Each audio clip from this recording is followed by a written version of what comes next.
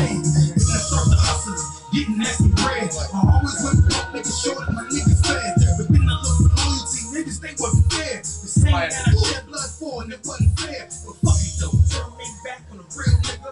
When I found who he came, I'm still with him. Yeah. Hey, stick to the format, Akim. Y'all ready, right? Solid. Yeah. I ain't like that other guy. Come on. Like some funny groups. Haters better get in line. That's the confused. Get the side. Me, I'm looking on to the king till the day I die. Yeah, you already told me my money. Fuck all the rest. We say y'all. Some ain't scared. Had to clean up y'all mess. That's why we so fast. I see that y'all stress. Ain't got time to worry about no hate. I see. Because you know what time it is. I have to ask y'all nothing. What is this? My money is that. That's all I want to know. Yeah, you got it. I won. We go live from YouTube and Facebook only, right?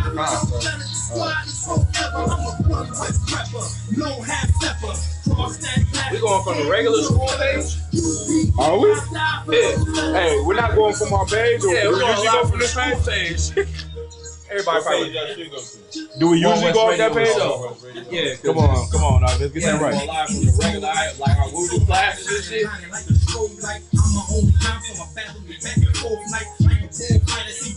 Yeah, Chicago had a good night tonight, huh? Chicago.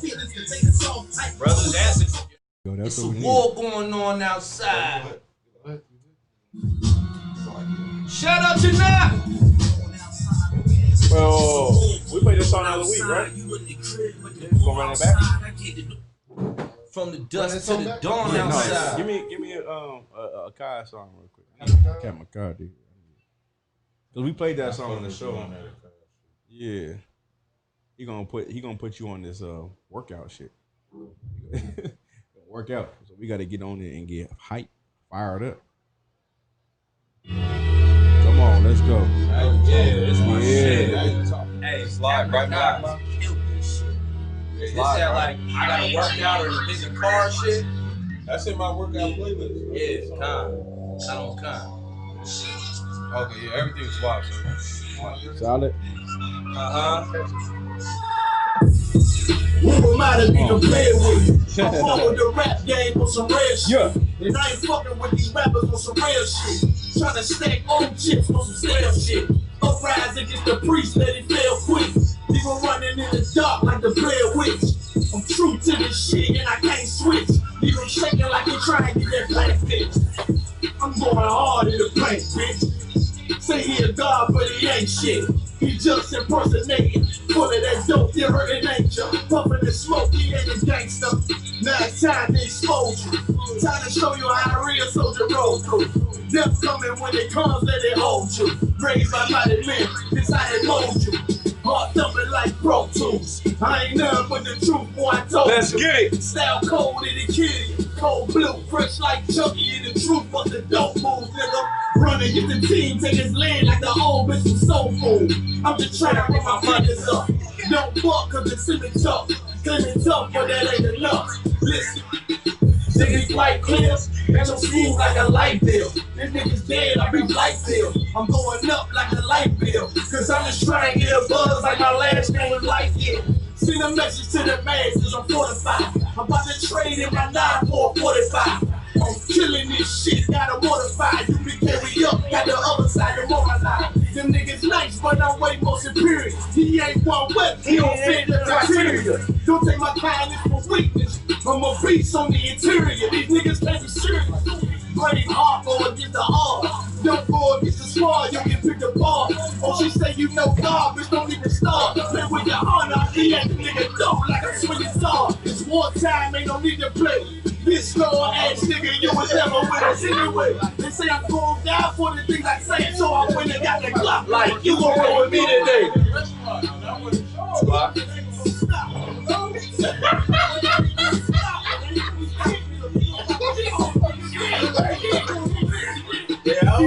We must get ready for a more straight. Don't have a pleasure.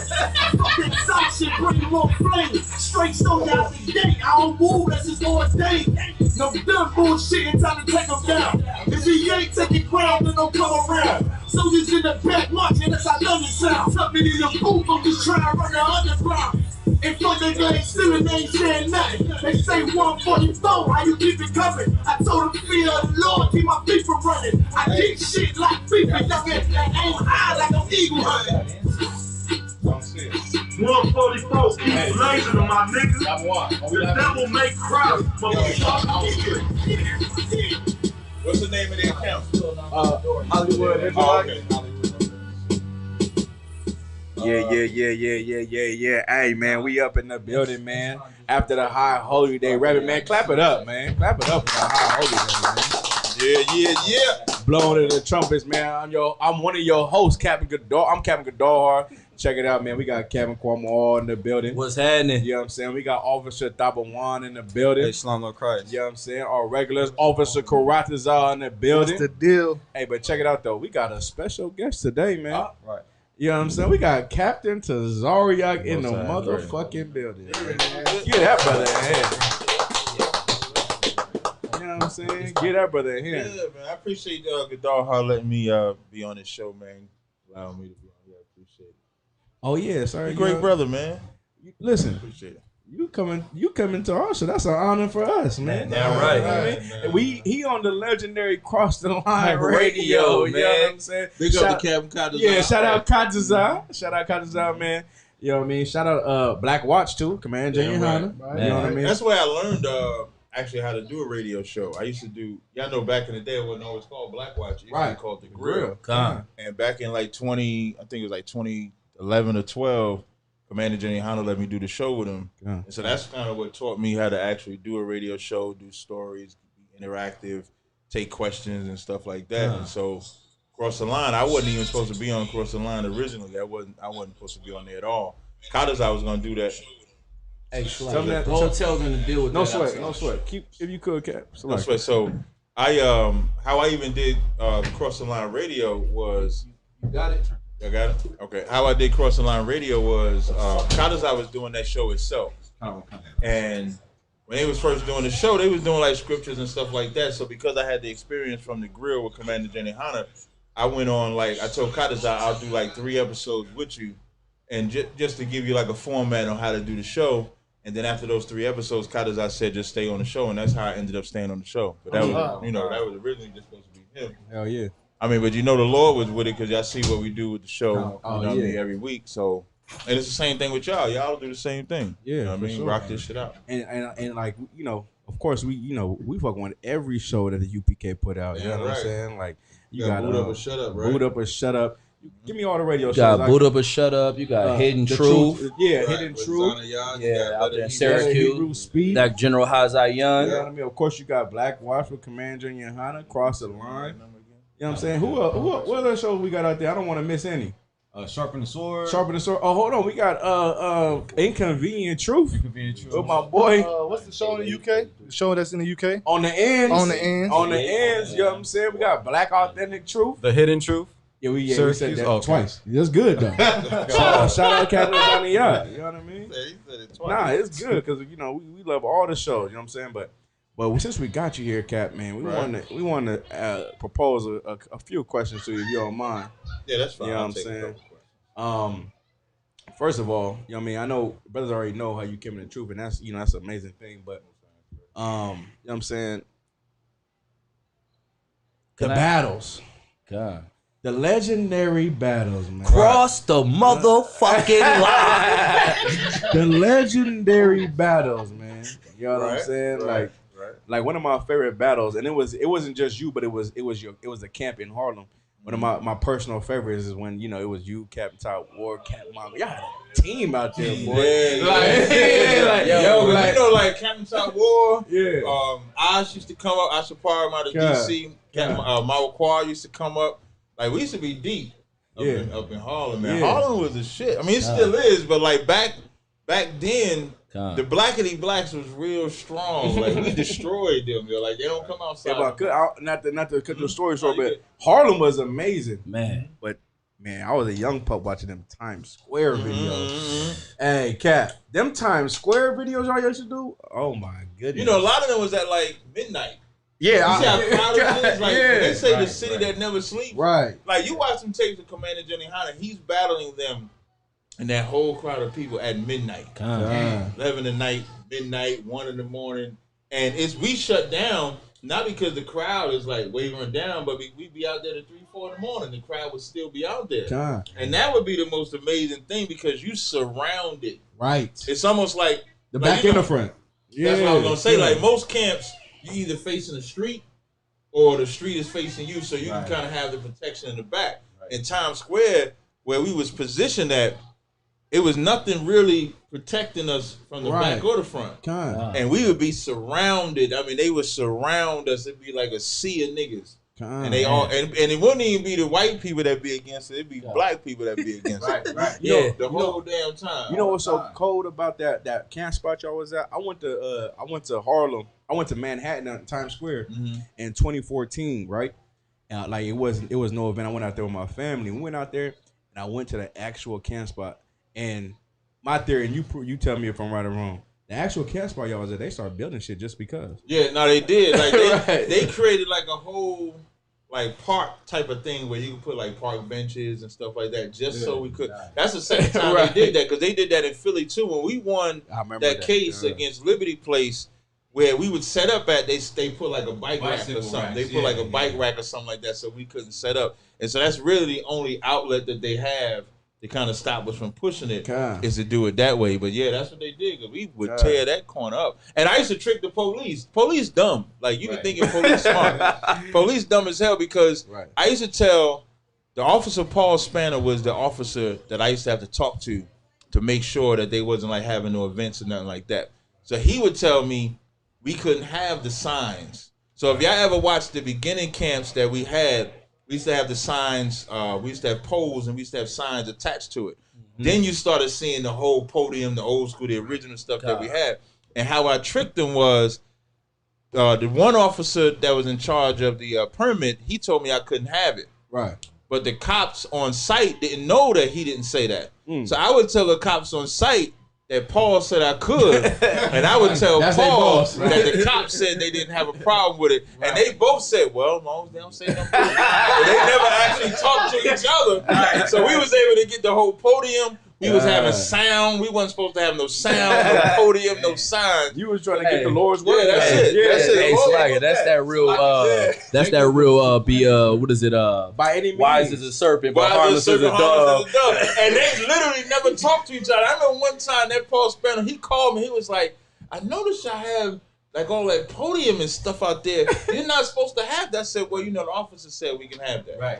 And I'm like, I'm saying to myself, I'm hoping the officers don't talk to each other. But then I found out they don't. Right. Because then the officers would come to me and be like, you sure you're supposed to have that? I said, well, you know, we talked to Paul Spanner. And that's how we get it off. So like Jacob was a supplanter, right? Yeah, that's it. For That's the blessing. it. Yeah, that's Right. it. That's So it. that's how we would do it. So Times Square is still probably one of the most exciting camps that I've had, because you never know what's gonna happen, who's gonna pop up. We've had naked people come in front of the camp, full out flaming homosexuals come out in front of the camp. Legendary videos. It'd be bad. It'd be I rough. mean, some of the most classic Jeremy Hanna, and I mean, Jeremy Hyman has one of my favorite, all-time videos. He was like, racism works. That's right. Racism when works. you see, and the cool part is the ambiance, the scenery, the way it's just, when you see it, the presentation, like, man, they were so upset. I could just tell, and it makes sense why they went about it that way. But you know, this devil's the devil. Yeah, because right? their intent is. You think about where we were speaking at. You got all of the ESPNs, the MTVs, in 42nd Street, and that's supposed to be a tourist attraction. They do not want to see niggas cussing them out. They pulled SWAT up. I remember General Haas. Y'all think we crazy? Like General Haas. SWAT is out there, right? So they call SWAT. Now, SWAT don't run up on us or nothing like that, but they hop out their military truck. They got their M16s and all of that, walking around. And General Haas like, we don't care about your SWAT. We fear the Lord. And he's saying that while SWAT is right there. Like, y'all have no idea. Like, Some of it's you the being bomb. like, Goddamn. And it's the bomb to see because you make it home after that. Right. And so that make you want to come back to camp. And come back to camp. And that's a testament of why we do what we do. That's like right. and like the brothers and the beautiful thing about that is it weaves out the week. And I love that shit. That's the shit that it's like, that's real grown man business. I'll tell y'all a funny story, man. If y'all ever watch that cross the line tape, right? Watch that cross the line tape and you gonna see there's a brother, only because you said it weeds out the week, right? Sir. In that tape, there's a brother in the corner. And when I'm telling, like, if with us, it's like with us. Yeah, he with us. And I'm in the corner, like, so I'm telling for like, you know, if you're gonna cross the fucking rope and all that shit like that. And if you look right in the corner, there's a brother that do some shit like that. That brother never came back after that camp. Right. So like camp, like General Mohammed always says, you get proven your gift or you get proven at camp. That's where your gift, what can be displayed, what you're good at, what you're not good at. And you don't have to be strong, but you ain't got to run either. We'll protect you. You know what I mean? That brother never came back. That's the heavy thing about what you said. Like the heavy thing about what you said was camp made me like I don't even think about nothing. Like I just go. I'm not like I remember like just going to camp all the time and just like death like was like a possibility maybe, and then after it was like I'm gonna step up here and say whatever the hell I want to say, and if you got a problem, bring it to me. And I'm just thinking like I'm getting home. Right. That's it. You know, I'm getting home. If I'm not, then I'm not. But I'm dying at camp. That's a beautiful thing. I never thought I wasn't going home. Right, yeah. Ever. Right. Now, there's not one, and we say some wild shit. When you think about what we say on that, forget the, like, just think about what we say. We say, Jesus is black, Israelites is black, white man going into slavery, he going to be bombed, he going to be put to death, we calling for his death. You think about all the stuff we say, and we make it home every day. We hate homosexuals. We hate abortionists. You start talking about that black woman. Good Lord be with you. You talk about that black woman. First of all, we're gonna talk about a black woman tonight. Oh yeah, a couple of them. You got you know what's in? Well, I don't want to jump in. Hey, shout out! I got a black woman in here right now. Oh yeah, shout out to you. But she's different. Like she's black. Like she would be the quintessential black woman. Right. Not the black woman that we see running her up and damn down mouth. the street. That don't want to take charge for all the problems in the black community, but she want Mother's Day and Father's Day. Right. Just feel that for a second. Real tough. She want Mother's Day and Father's. I ain't even see, like, you know, in the scriptures in Corinthians when it says, it has been heard, I've heard some things amongst you that not even amongst the Gentiles. Right? Paul was talking about. When Paul was talking about. So when you see a black woman talk about she want to be the father, I ain't even heard that amongst the Gentiles. I ain't even heard white or Arab or African say Father's Day is about me too. You understand? Like there's no degradation that can be done to the black man by a black woman. Now you come in here, you can get cleaned up. Absolutely. Stay out there. You'll be your Cardi B's, your Jada Pinkett's, and everybody else that get looked up to like they the woman to be. We are we going into Cardi B or anything like that now? I think that's something. No, yeah, that's why I didn't say that. I don't want to jump ahead. Give me that call. I didn't want to jump ahead. Quan did jump ahead. That's fine. It's a lot, and it's okay though. We're gonna get into it anyway. No sweat. But anyway, we gotta talk. I appreciate y'all having me. Of course, and we're gonna get right into this show though, man. The water's for you though. Before we get into everything that's going on in California, man. Hey, shout out LeBron and the Lakers, man. You know we in California.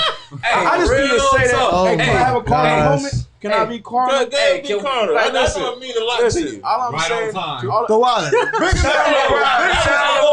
That was the Lord. Hey, put the camera on him. Turn the camera on that man right there. There you go. Yeah. You saluted with the wrong hand. Hey, I ain't alone now. Hey, shout out to Chicago, man. But no. Real quick, it just Carter moment.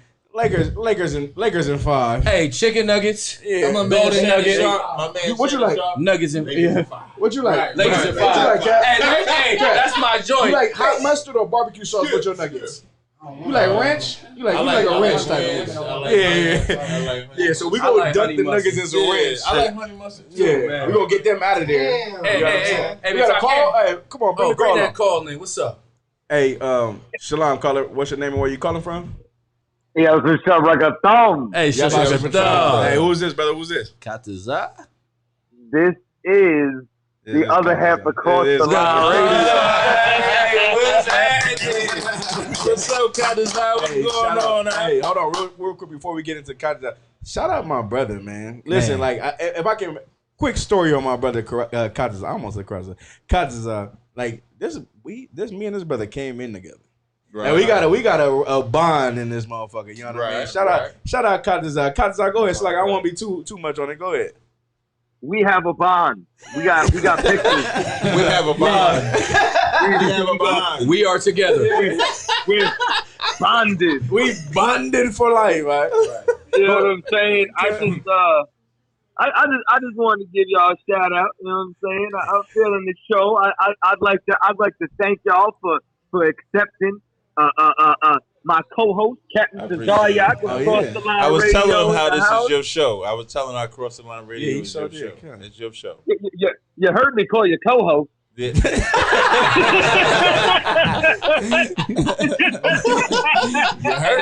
Hey, that's so Israel though. It is, man. You see, you heard me call you co-host.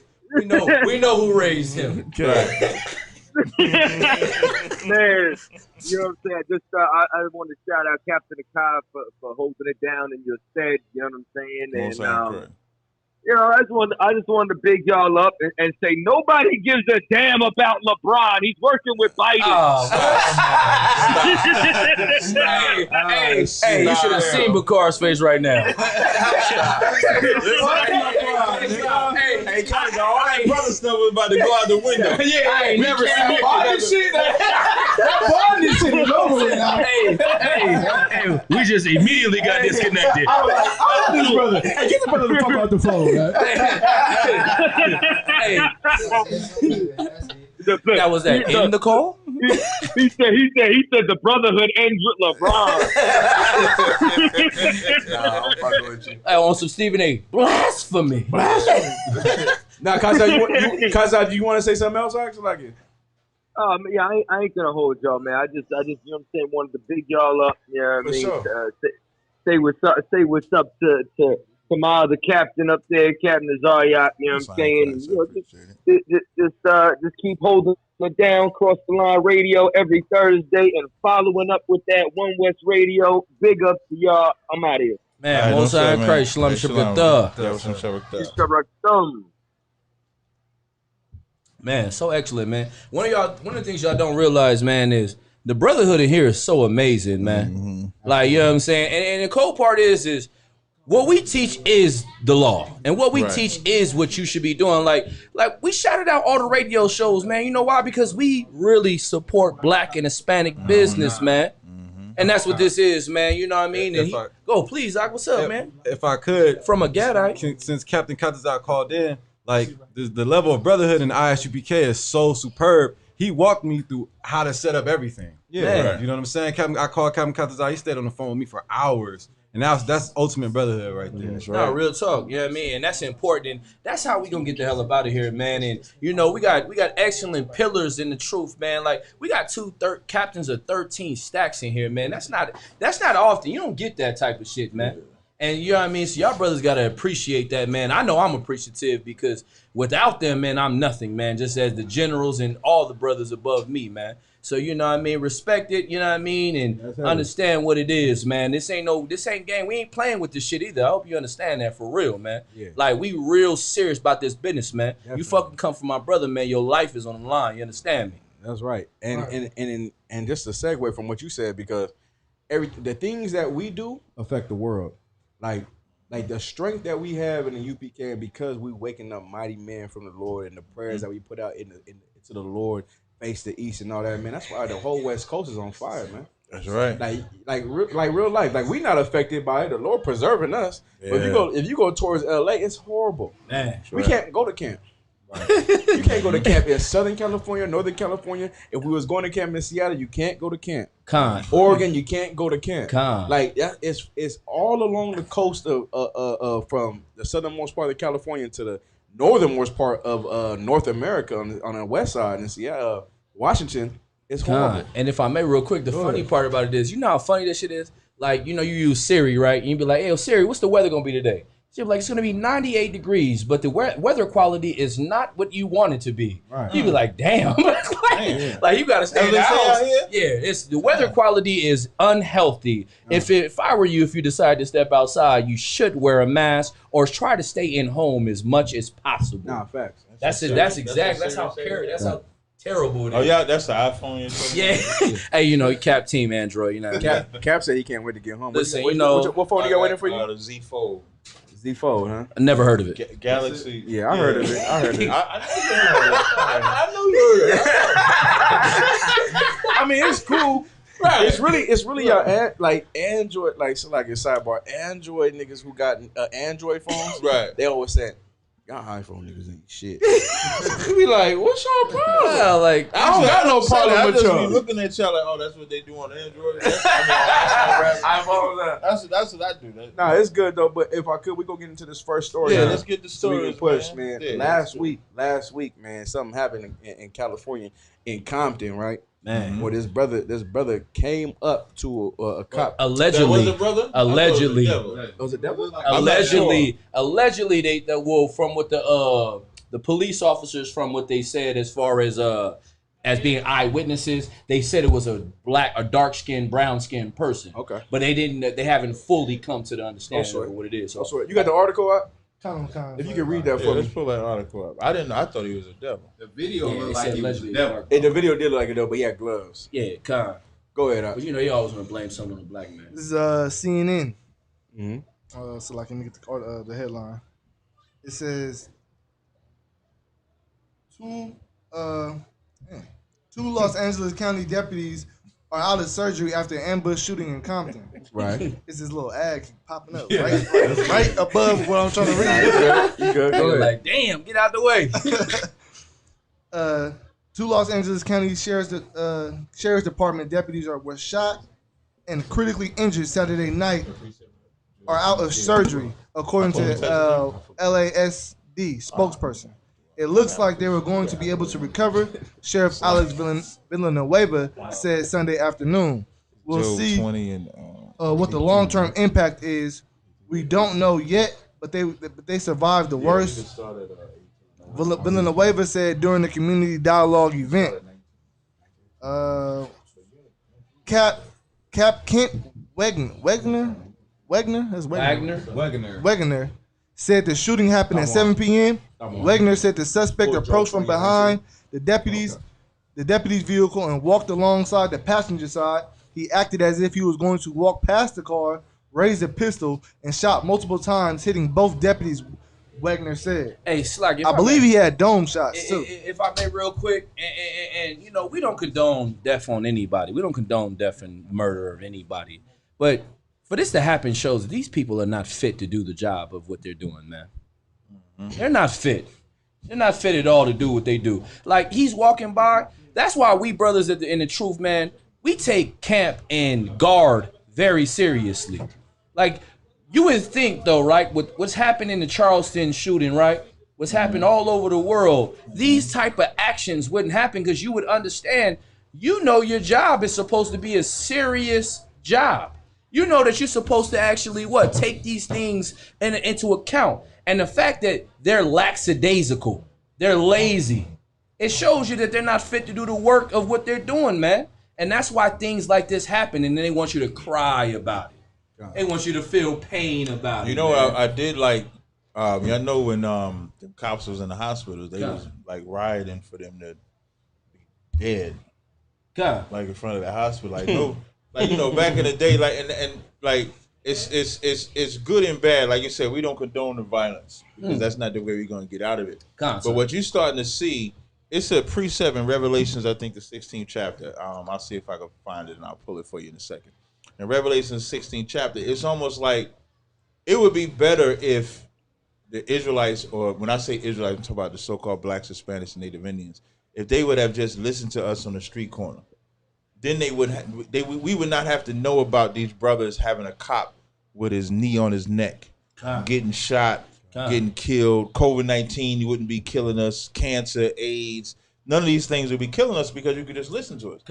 The sad part about it is that it takes this level of violence by the police for us to finally wake up and start saying enough is enough. Now, the sad part about it is they still not coming in here, but you're seeing they're doing this like, if that's a brother, if that's a black man that did that, he's doing that because he still loves the white man, and that's how the white man solves his problem. The white man solves his problem by pulling a gun and killing and murdering who's ever in front of him. That's how he solved the problem. So this is all a byproduct. Like, never waste an opportunity to charge the white man for what the condition of blacks and Hispanics. Right. When you talk about the drug epidemic, that falls at the white man's fault. Abortion, separation of families, all of these things are white people's fault because they brought us over here. They brought us over here, and unlike nations that they actually love, they've never freed us. Like, in Isaiah 14:16, it speaks about how he let not the prisoners out of their house. When you talk about Lucifer, son of the morning, and say let not. So we're the one people that's never been let out of the prison house. Like, this is America is like a big ass Rikers Island. That none of us can escape. We ain't gonna swim far enough. Who said San Quentin? We in California. Sorry. Yeah, San Quentin. That's the rock. I can't. Oh, okay. I can't say Rikers Island. I'm from New York. No. Rikers Island is similar. It's the same shit. Like Rikers Island. Well, I'm in Cali. Yeah, so I'm gonna say San Quentin. Okay, so because America. People who watch the show. Okay, rewind the tape. Forget Rikers Island. Right. And so America is like one big ass San Quentin. Right?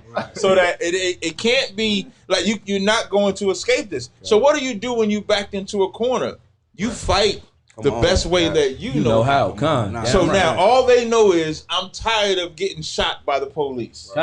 And these cats ain't giving me the answers, so I'm gonna go here. So that's why a brother does that. So that's why I had Gadar, because somebody put Job 20 and 18, 20 and 19. Right now. Can you read that for me, please? Job chapter 20, verse 18. Sorry, 19. You want 19? 19. Oh, 19. So like it, sir. Job 20 and 19. Because he hath oppressed and hath forsaken the poor. That's why you see these things happening. And what you're seeing it a lot from the civil rights generation is starting to die out. Oh, man. For sure. You understand? And that's important. That's so heavy that you say that. So the civil rights generation always forgave. You think, like, this is not new. Black people getting shot. Even with, we have access to cameras, so we see a lot more of it. It seems like it's more relevant. It seems like it's relevant. Like, they trying to make it seem like Donald Trump is the first racist president. Right. And these cops that's killing black people, this is the first time it's happened. But we've been going through this since slavery. Right. But because this civil rights generation is dying off, now you have all these young black men that don't know nothing about civil rights nor care. So all they know is our brothers is getting killed. Our sisters are getting killed for no reason. That's why it says, for surely you have oppressed and forsaken the poor. Keep going. Because he hath violently taken away an house which he buildeth not. And that's also heavy. Because this house, or this San Quentin, Rikers Island. This San Quentin. This San Quentin, or this America all day. Or this America, the white man has never sweated to build this place.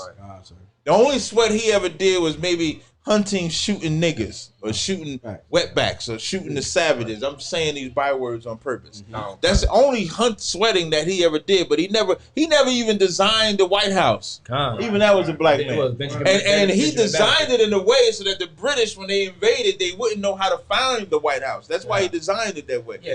And it's crazy because even the structure of how those streets, all of it is designed in a way to confuse you. It's a path. Exactly. All that's done by black men. And so now he did not build any of this, but he took it away through violence. Keep going. Surely he shall not feel quietness in his belly. America has been established since, they say, 1776. They've been at war about like 60% of that time.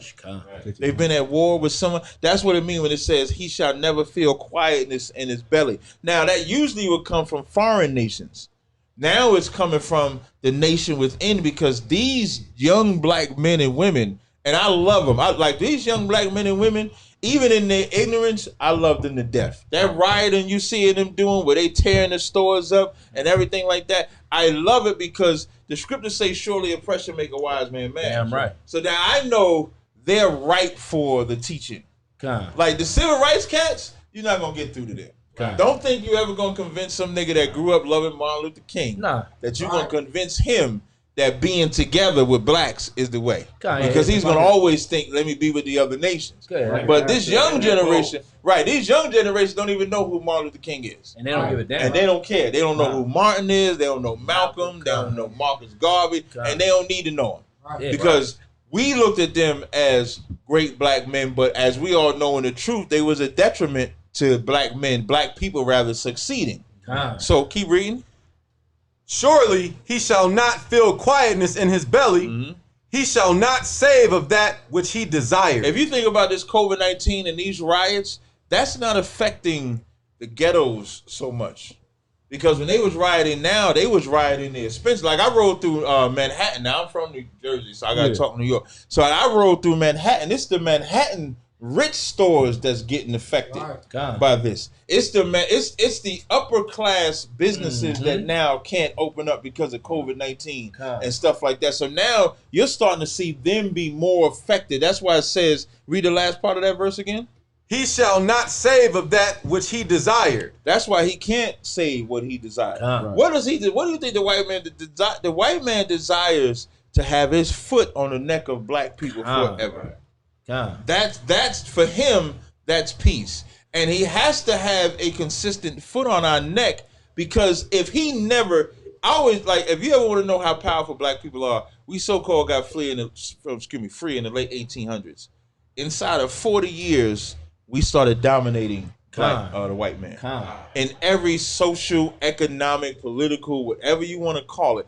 By 1964, when they put in civil rights, even the black household was the #1 household over whites' households. If I may, sir, 10 years out of slavery, we was already building our own town. That's what I'm saying. Like Weeksville, that was in Crown Heights. And remember, we the savages, we the dummies. We're ignorant. We don't know nothing. The white man at that point had a 200-year head start on black people. Salaki, if I could, the fucked up thing about it is, like in my short time in the school, we didn't talk about this. We didn't talk about we could stop this now, like, you know, black brothers getting shot or whatever. We said we could stop this now, or more of these things are gonna happen, and the Lord is gonna force you to wake up. Like I literally remember saying that, and I remember, of course, hearing it first, like where Commander Yohana or any brother, you know, any priest I was on the street would say, "You gonna wake up to this, or the Lord's gonna kill more of us until you're tired of it, and then you turn back." Like, I remember hearing that, and I'm like, now we living it. And you know what I'm saying? And the heavy part is what Cap was bringing out was that as these older generations die off, it makes it more accessible for them to understand that narrative. Yeah, you see these young brothers coming up into school? These young brothers coming to the school locked and loaded and ready. And don't give a damn about what their grandmama said about God loves everything. You talking about this school, right? Yeah. Like, what other schools? No. It's just heavy. It is heavy because you said this school, right? Yeah. So they coming into the this is strange to me. A lot of cats come into the school and they just be like, it seems like they've been here for like a year or two. Yeah. Like it ain't like just fresh cats off the streets who don't know nothing no more. Right. I remember I was one of them cats. Like fresh off the street, I'm like, salute what? You know what I mean? These cats, I meet them, they like, hey, shalom, sir, y'all boss. I'm like, who is you? I'm gonna tell you why. I'm gonna answer that for you. Go ahead. Because like what you did in California, Kwame, all y'all brothers, y'all hit the streets and y'all was on YouTube, right? So you got all these sideline niggas. So you got all these cats on the sideline watching the tapes. So they watch all the tapes from Commander General Yohana on down. Right. But nothing got them off the couch. So what Kwame and what y'all was saying is all these killings, is now making them get up off the couch. So now they got to get up off the couch. So when they come and see you, it's like, yeah, I know you ain't ready. But I didn't know that, you know, they killed enough black men. They killed enough black men. To make it relevant. You know, they oppressed us enough to where now that's enough to get me off the couch. So it's almost like, you know how you be watching the games, like, you know, if you're a Laker fan, like how you're a Laker fan, and all you do is watch the games on the TV, and then they make a trade for LeBron, and LeBron make you buy a ticket. LeBron make you buy a ticket to go to the game because now I got to see that in person. So now you watching the game, everybody watching the game, and then it takes the deaths consistently of black people to make them say, I need to buy my ticket. So you saying it went from this. It went from what's that priest that said the kingdom of heaven come not with observation. Right? Exactly. So they went from that to I'm trying to play now. They want to get Can I get in the game? Can I get in the game? Hey, that's fact. Yeah, I'm open. Put me in. I'm open. Hey, that's what it comes to. I want to play too. That's heavy. Yeah, nah, that's facts. That's why, like, unfortunately, like, I feel sorry that these black men and women have to die, but it's what it takes. Absolutely. Because we, like Ezekiel the 3rd chapter says, I send you not to a people of a hard speech or hard language. It even goes as far as to say, if I would have sent you to them, they'd listen. They would have listened. Like, that's terrible. Like I hate reading that script. That shit, it do something to my soul to know like that. if you tell an African, you God chosen people, they'd be like, yes, brother. Yes, brother. You know what I'm saying? But that's what they would do. And I hate reading that because when I heard it, I came in. Right. But he's so right because imagine how many times you tell a sister the truth or you tell a brother the truth and they say, nah, y'all crazy. Now you ain't as crazy. And that's facts. And it's crazy too though, and like we was bringing down Ezekiel, that's what makes it so important. Because when you read like Ezekiel the 33rd chapter, when the Most High said, I have no pleasure in the death of you, but I have to kill you so that y'all can understand why you should live. You know what I'm saying? Like it has to happen because this is the like what is it? We're a stiff-necked people. We don't want to learn these things. So it was Isaiah 3. What is it? That's Ezekiel the 3rd. Yeah, Ezekiel the 3rd chapter. No, this is Isaiah. Isaiah like 3. 9 and 10 or 1 and 3 or something like that. The ass knows his own, but Israel does not consider. It's like you didn't consider. And he had to kill us. Now you tired of that killing because guess what? It's now hitting home. And one thing I love about the truth, because when it coming in the truth, you learn like y'all not gonna consider anything until it start hitting home. Until it's your nephew, your son, your daughter. Now it's your daughter, your son, your nephew, and now y'all going to pick it up. So it's beautiful. It just sucks because you know the Lord said he didn't have pleasure. You didn't have to do this, but you forced his hand. Right. You know what I mean? And it's just what it is. So like it. And that's an excellent point, man. But we got to move on. We got to move on. Let's move on. But listen, man. Cardi B. Oh, look. I know y'all like that song, right? I don't like I never heard that song. You never heard that song? No, what you saw that? Wobble One made you listen to the song. He made you listen. Who made you listen to the song? For radio show purposes. Like you threw that on me? For radio show purposes. Yeah, I'm about to say, God. For radio show purposes. Nah, it's all right. I've never heard that song. Okay. Good. What y'all about to play it? No, hell no. But the thing is, but you seen the word WAP though. I know the whole WAP. I don't know what the WAP means. I've heard many different acronyms on it. No. She thought. Okay, I'm gonna tell you what WAP means, sir. Just for conversation. Context. Yeah, WAP means wet ass pussy. Really? We can say that on one song. Yeah. But no, that's what it means. It means wet ass pussy. It really is. Now Kodak Black been said that, but it really is. It is whack ass pussy. Yeah, because that's what WAP's supposed to be. Worn, worn ass pussy. That's what it is. It's worn. But look, anyway, you know what I'm saying? It's worn. The topic is this though. The topic is this. She is filing divorce from Offset. Offset is a member of the Migos right? In Atlanta. So the thing we're trying to bring out is, listen, man. The bitch said in the song, I don't cook and I don't clean, right? But she got a ring. No, she got a ring, but she talked about how her vagina is something crazy and her and how she blows rod is crazy. Yeah, so that's what keeps a man when really that don't keep a man because she said he was cheating on me the whole time. Hey, and you know what? He was cheating on me the whole time. But she was a stripper and then she became a rapper. Hey. Right. You remember that, right? She was in Love and Hip Hop. God. Yeah. Hey, drugging niggas though. Yeah. Drugging niggas. Right. Drugging niggas. Did my nigga do that? Is in jail right now? Come Bill on. Cosby? Come on. Bill Cosby? Yeah, Bill Cosby. Quaaludes and shit. Yeah. And look, Quaaludes till 11 in the morning. hey, but look though, like the crazy thing about the entire thing though is what I laugh at is you know how many women subscribe to Get Cardi your horror B. precepts, Akim. Get They your horror precepts. subscribe to her lifestyle. Go ahead, sorry. Cap, you already know. Get your horror. Get your horror precepts. You already said. Hey, hold on. I can get all the horror.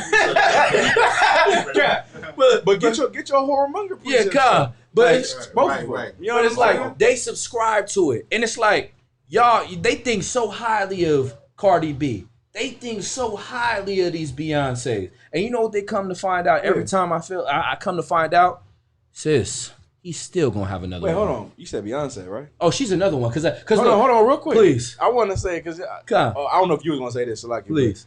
Beyonce had a song, right? Oh my Come. goodness. Bring it up. You talking about to the left, right? Yes. Yeah. Know that? To the left, to the. You know who wrote that song, right? The Dream. No, Neo. Oh, it was The Dream and Neo. One of them, because I know they write for Neo like wrote the song, right? God. So you need some? Oh, my bad. Do you see my bag? Is my bag? So Neo wrote the song to the left from a man's perspective, how a woman should think about a man who, you know, plays them wrong. God. So she put a whole song together that talks about putting a man to the left. You feel me? And Another she also nigga. made if you like him, then put a ring. Then make him put a ring on it, right? Oh yeah. Now, can I get a horror precept real quick? Kind of. I got Deuteronomy 23:17. I'll take that. Okay. Or 20. There- Yeah, come. There shall be no whore of the daughters of Israel. Now Cardi B is a whore. Man. And in today's age, you're the slut, you're gonna get married. Right. In today, like you know what I mean, in the world, if you're a slut, if you're the biggest slut, some cat can't wait to marry you. Right. Like I remember, Regaya told me this story about some cat at his slavery. He said, yeah, his cat told me he was basically the brother. Regaya was counseling the brother as a slave, and the brother comes with the Regaya and says, yeah, man, I fucked up because I subscribed to the OnlyFans, and the Regaya's like, why'd you do that? He said, man, them girls be bad on there. He said, but the only problem is she won't let me unsubscribe. Damn. So his money just Yo. so They control if you unsubscribe. I guess so. I don't know. Yo. But a guy told me that. I said, that's Snares and good. nets. That's what I want. Kind of. But you get what I'm saying? Now He you gotta- deserves that problem. Of course. Now you gotta understand these whores ain't gonna last you. In America, when you get married, you're almost guaranteed to get a divorce. Get a divorce. It's almost Right. guaranteed. You Right. know what I'm saying? And guess what? When you standing at that court trying to get married, what happens? It's almost said the wrong word. It's a homosexuals behind you trying to get married too. Right. Man. With that on that same piece of paper. Man. Right. You know Because what they I'm want saying? their rights too. Yeah, you know what I mean? And But then it's like it's like Go ahead. So marriage today is really just about a fashion show or an image, because you're always headed for divorce. Okay. It's always to show everybody. It's about the ceremony and the big marriage and all the sparks and all of that. But after all of that is gone, then you got to deal with this woman. I love that. You know what I'm You saying? got that precept for me? Kind of one kind. God, go ahead and read it for me. Kind of one kind, sir. Ecclesiastes 7:26. Go ahead. And I find more bitter than death, the woman. Damn right. Now, bitter than death, right? You know how horrible death can be. You Come on, you lost a family member. You lost a family member and you died before. You know what I'm saying? Yeah. Like you don't remember it because the Lord takes that from your memory. Man. But you died before, and it probably death was horrible. Regardless, it's sad, it's depressing, it's Right. it's everything you can imagine about Come. death. You know what I mean? That's why I'm glad I'm in the truth, because learning about death comforted me, Right. knowing that I'll be back. I'll be here again. Come. I'll die and I'll God. be here again, and then guess what? I'll die again. I'll be here again. Come. And Yeah, I I'm mean, a Lord priest. allow. Yeah, that's Lord, wouldn't I die a priest? Come. You know what I'm saying? But and that's the spirit. But he said, but the Most High said, and can I get an Ecclesiastes? What you want? It said, the wickedness is little to the. Oh, wickedness kind of of one kind. So, but keep reading Oh, that. sorry. So whenever you want to. No, good. Ecclesiastes 7:26. Uh-huh. And I find more bitter than death, Go ahead. the woman, Go ahead. whose heart is snares and nets. And what's your heart? Your heart is your mind. Right. Your mind. This type of woman's mind is set up on making this man feel miserable in his love life. Right. She ain't worried about if he ate, Right. if he's protected, if he's loved and taken care of. She worried about what can he add to this? Can he add money to my money? Right? That's what they call child support. Hey, yo, man. If you ain't know. And that spirit, they got man, we got to get out of that spirit, man. That's why I had to, you know what I mean? That's why we go hard on these bras like this, man. Not only do we go hard on the bras, but you got to go hard on the cats who choose them women. Man, facts. Because the brothers who choose those women, they deserve it. Nah, yeah, cause I mean, yeah, come, but that's like, and that's why we got to, and on that we go hard on them too, because it's like y'all also are the problem. Oh yeah, like you niggas make this seem like it's okay. Yeah, you know what I mean? Like I was bringing down the other day, like broads got this whole new concept now of getting flued out. Right. Well, like that mean like that they like oh she bad, like hey baby I'll fly you out. You know what I mean? Sending her through spirit. You gotta play your bags. That's the worst airline ever. You didn't bring a carry-on? All of a sudden, you doing big things, but baby, he paid $49 for the, you know what I mean, for the round trip right now. Come on, man. Like come on. The airlines is hurting, but you so lost in the sauce that you think he doing big things, man. Like you gotta wake up, man. And these brothers killing us, man. And go ahead, please. No. But it like I always heard this growing up in the truth, right? If we keep loving whores is gonna succeed, man. Man. Like that's the problem. Like, you know what I mean? If we gonna keep loving these hoes, of course hoes gonna keep winning. I'm on Instagram, and you know, I follow like Shade Room and Say Cheese and all that. They go on there and say, yeah, Whoop De Whoop made $100,000 just yesterday on OnlyFans, right? Hey, because guess what? You got Cardi B got OnlyFans too. Yeah, I wouldn't be surprised. She do. The Walker Bar, no, she do. No, hey, that's what I say. Damn. Oh, she did. The sister put it in the live and said she got OnlyFans. Come on. I mean, she was a stripper. She was a stripper. It's two things Cardi B suffered from, right? The first thing she suffered from is American society. God. If she understood a man could have more than one woman, what he's doing, she's only leaving him because he's cheating. Oh yeah, right. Mm-hmm. He dealing with other women. Right. Welcome to niggas. Man, welcome to the world. I don't know no man that don't have another woman. Right. Come on. Now, when I say no man, I don't mean literally every man, but it's majority. Most men have other women, regardless if they want. Right, regardless, exactly like that. So if she was brought up in the proper philosophy, that wouldn't affect her. For sure. The other side is no man loves a whore. God. And if you got a fan, I don't care who you are, right, and how much you want to have sex with this woman. You are not with her as a wife. Hell no. You're with her for the same reason that the fans have that are subscribed to her OnlyFans page. To see her twerk that box. Yeah, you with her for the same reason she threw that ass in the. That's what I'm saying. Right. What? I always wonder, like, what makes a woman think they special? If I'm seeing what all of y'all are seeing, damn, come on, what makes the woman think you special? Right. And if so I could,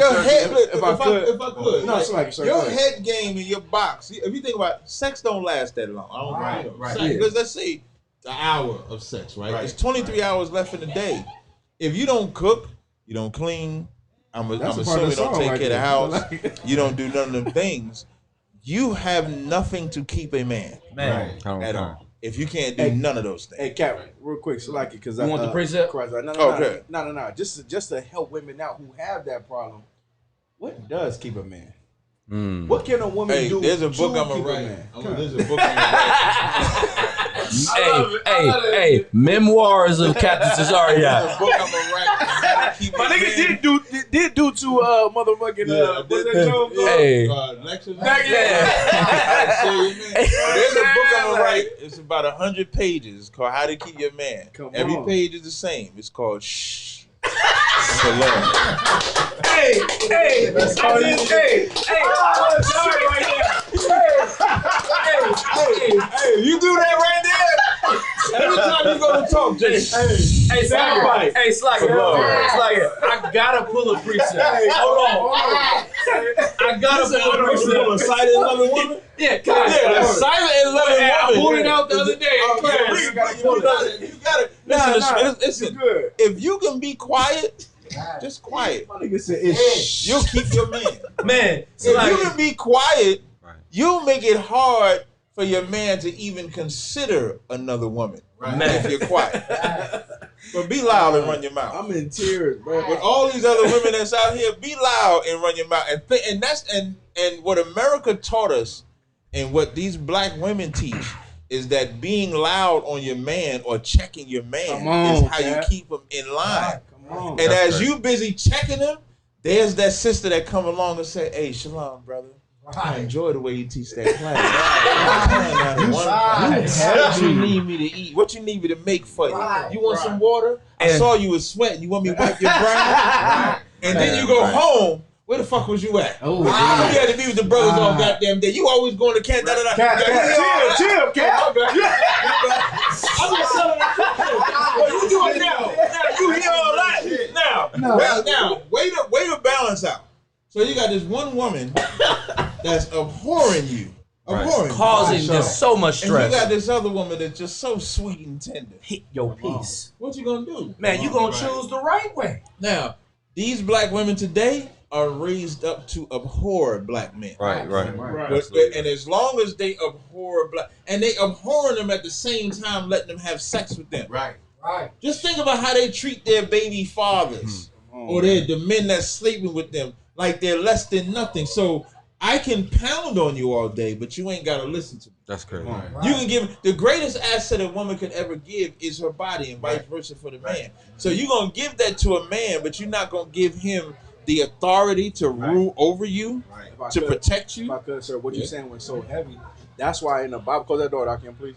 That's why in the Bible, the Lord says you become one flesh. That's it. Like so to think that your vagina is something not amazing and major to give is damn. That is so amazing. They think that I can give this out, but I can't give you my loyalty. Right. I can't give you my honor. Con. But I can give this. I can give you this whack. Not realizing, but it's like, can I read this precept? Hold on. Go ahead. If I could, when all of this was coming out with the whole WAP, like she has a what do you call it? A group of women who support her. You know, there's like a community of women who support this type of thinking. Obviously, that's out there. Yeah. If we can hear this, she's a famous, I won't say famous rapper, but she's more popular. If we could play the clip and y'all dissect. Go ahead.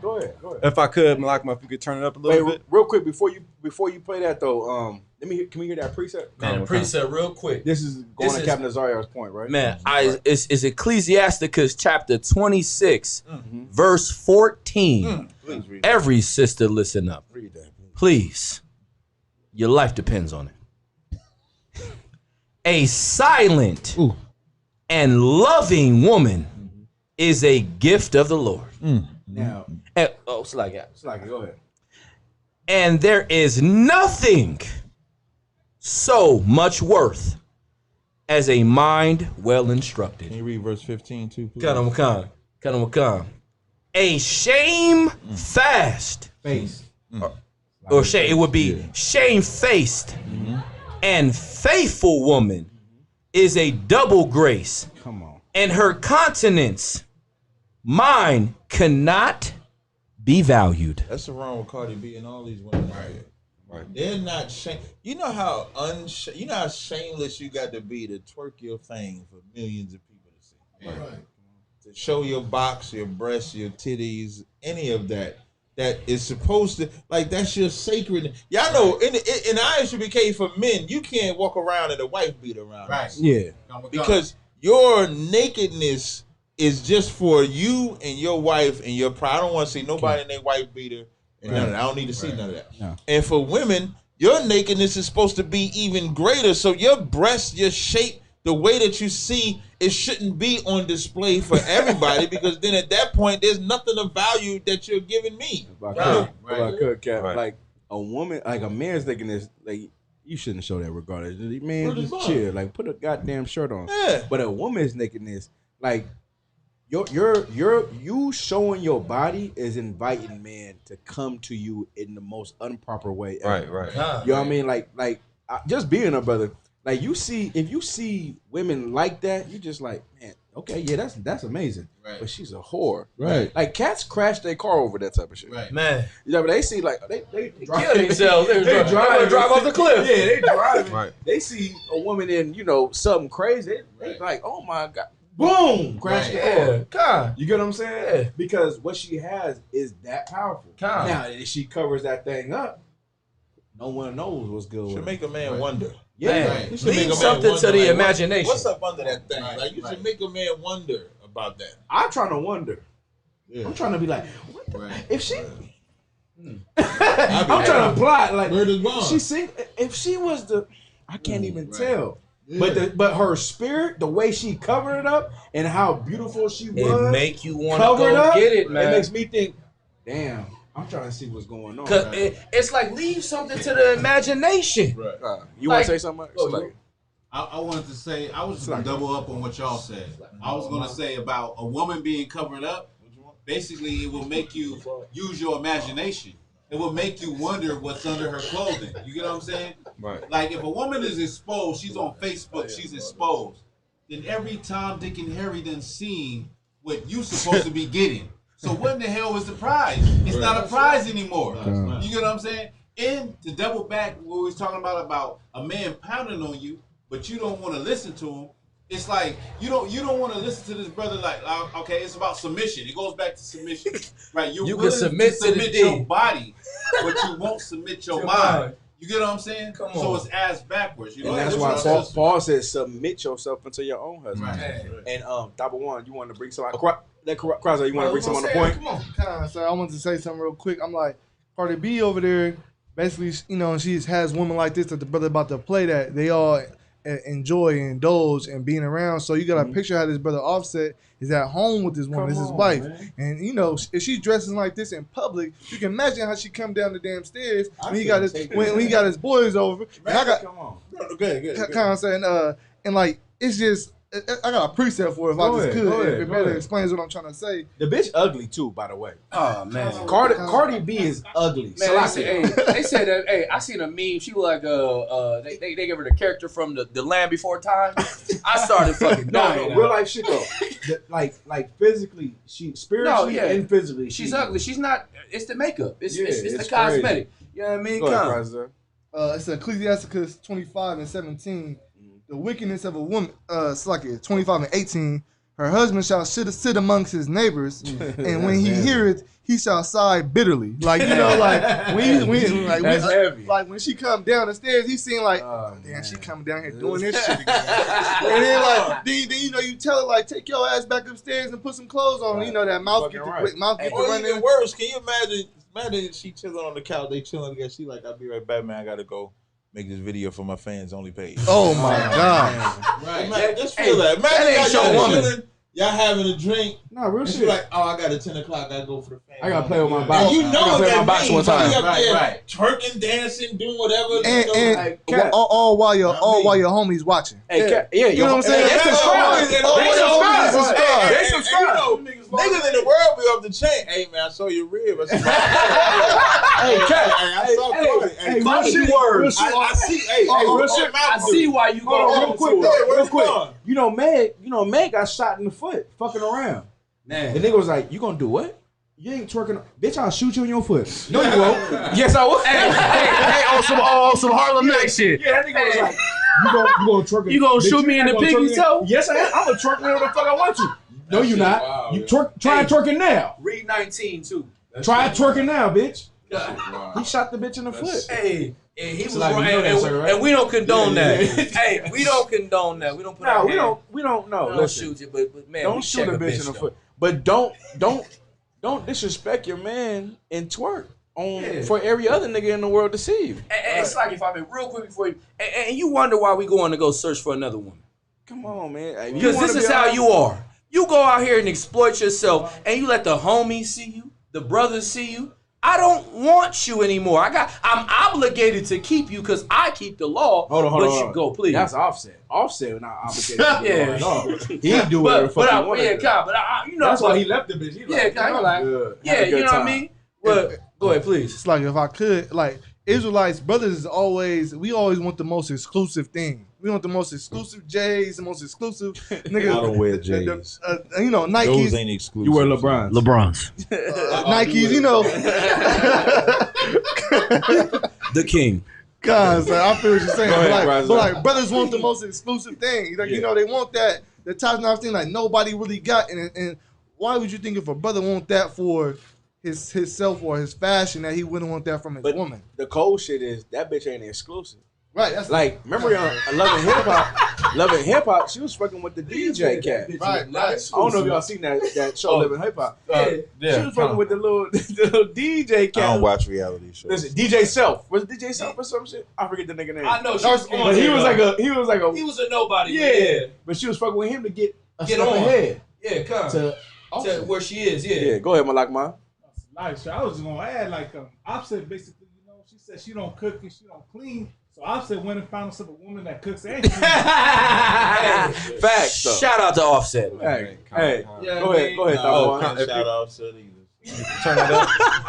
It's basically if I could before I play it. It just shows how much influence music has.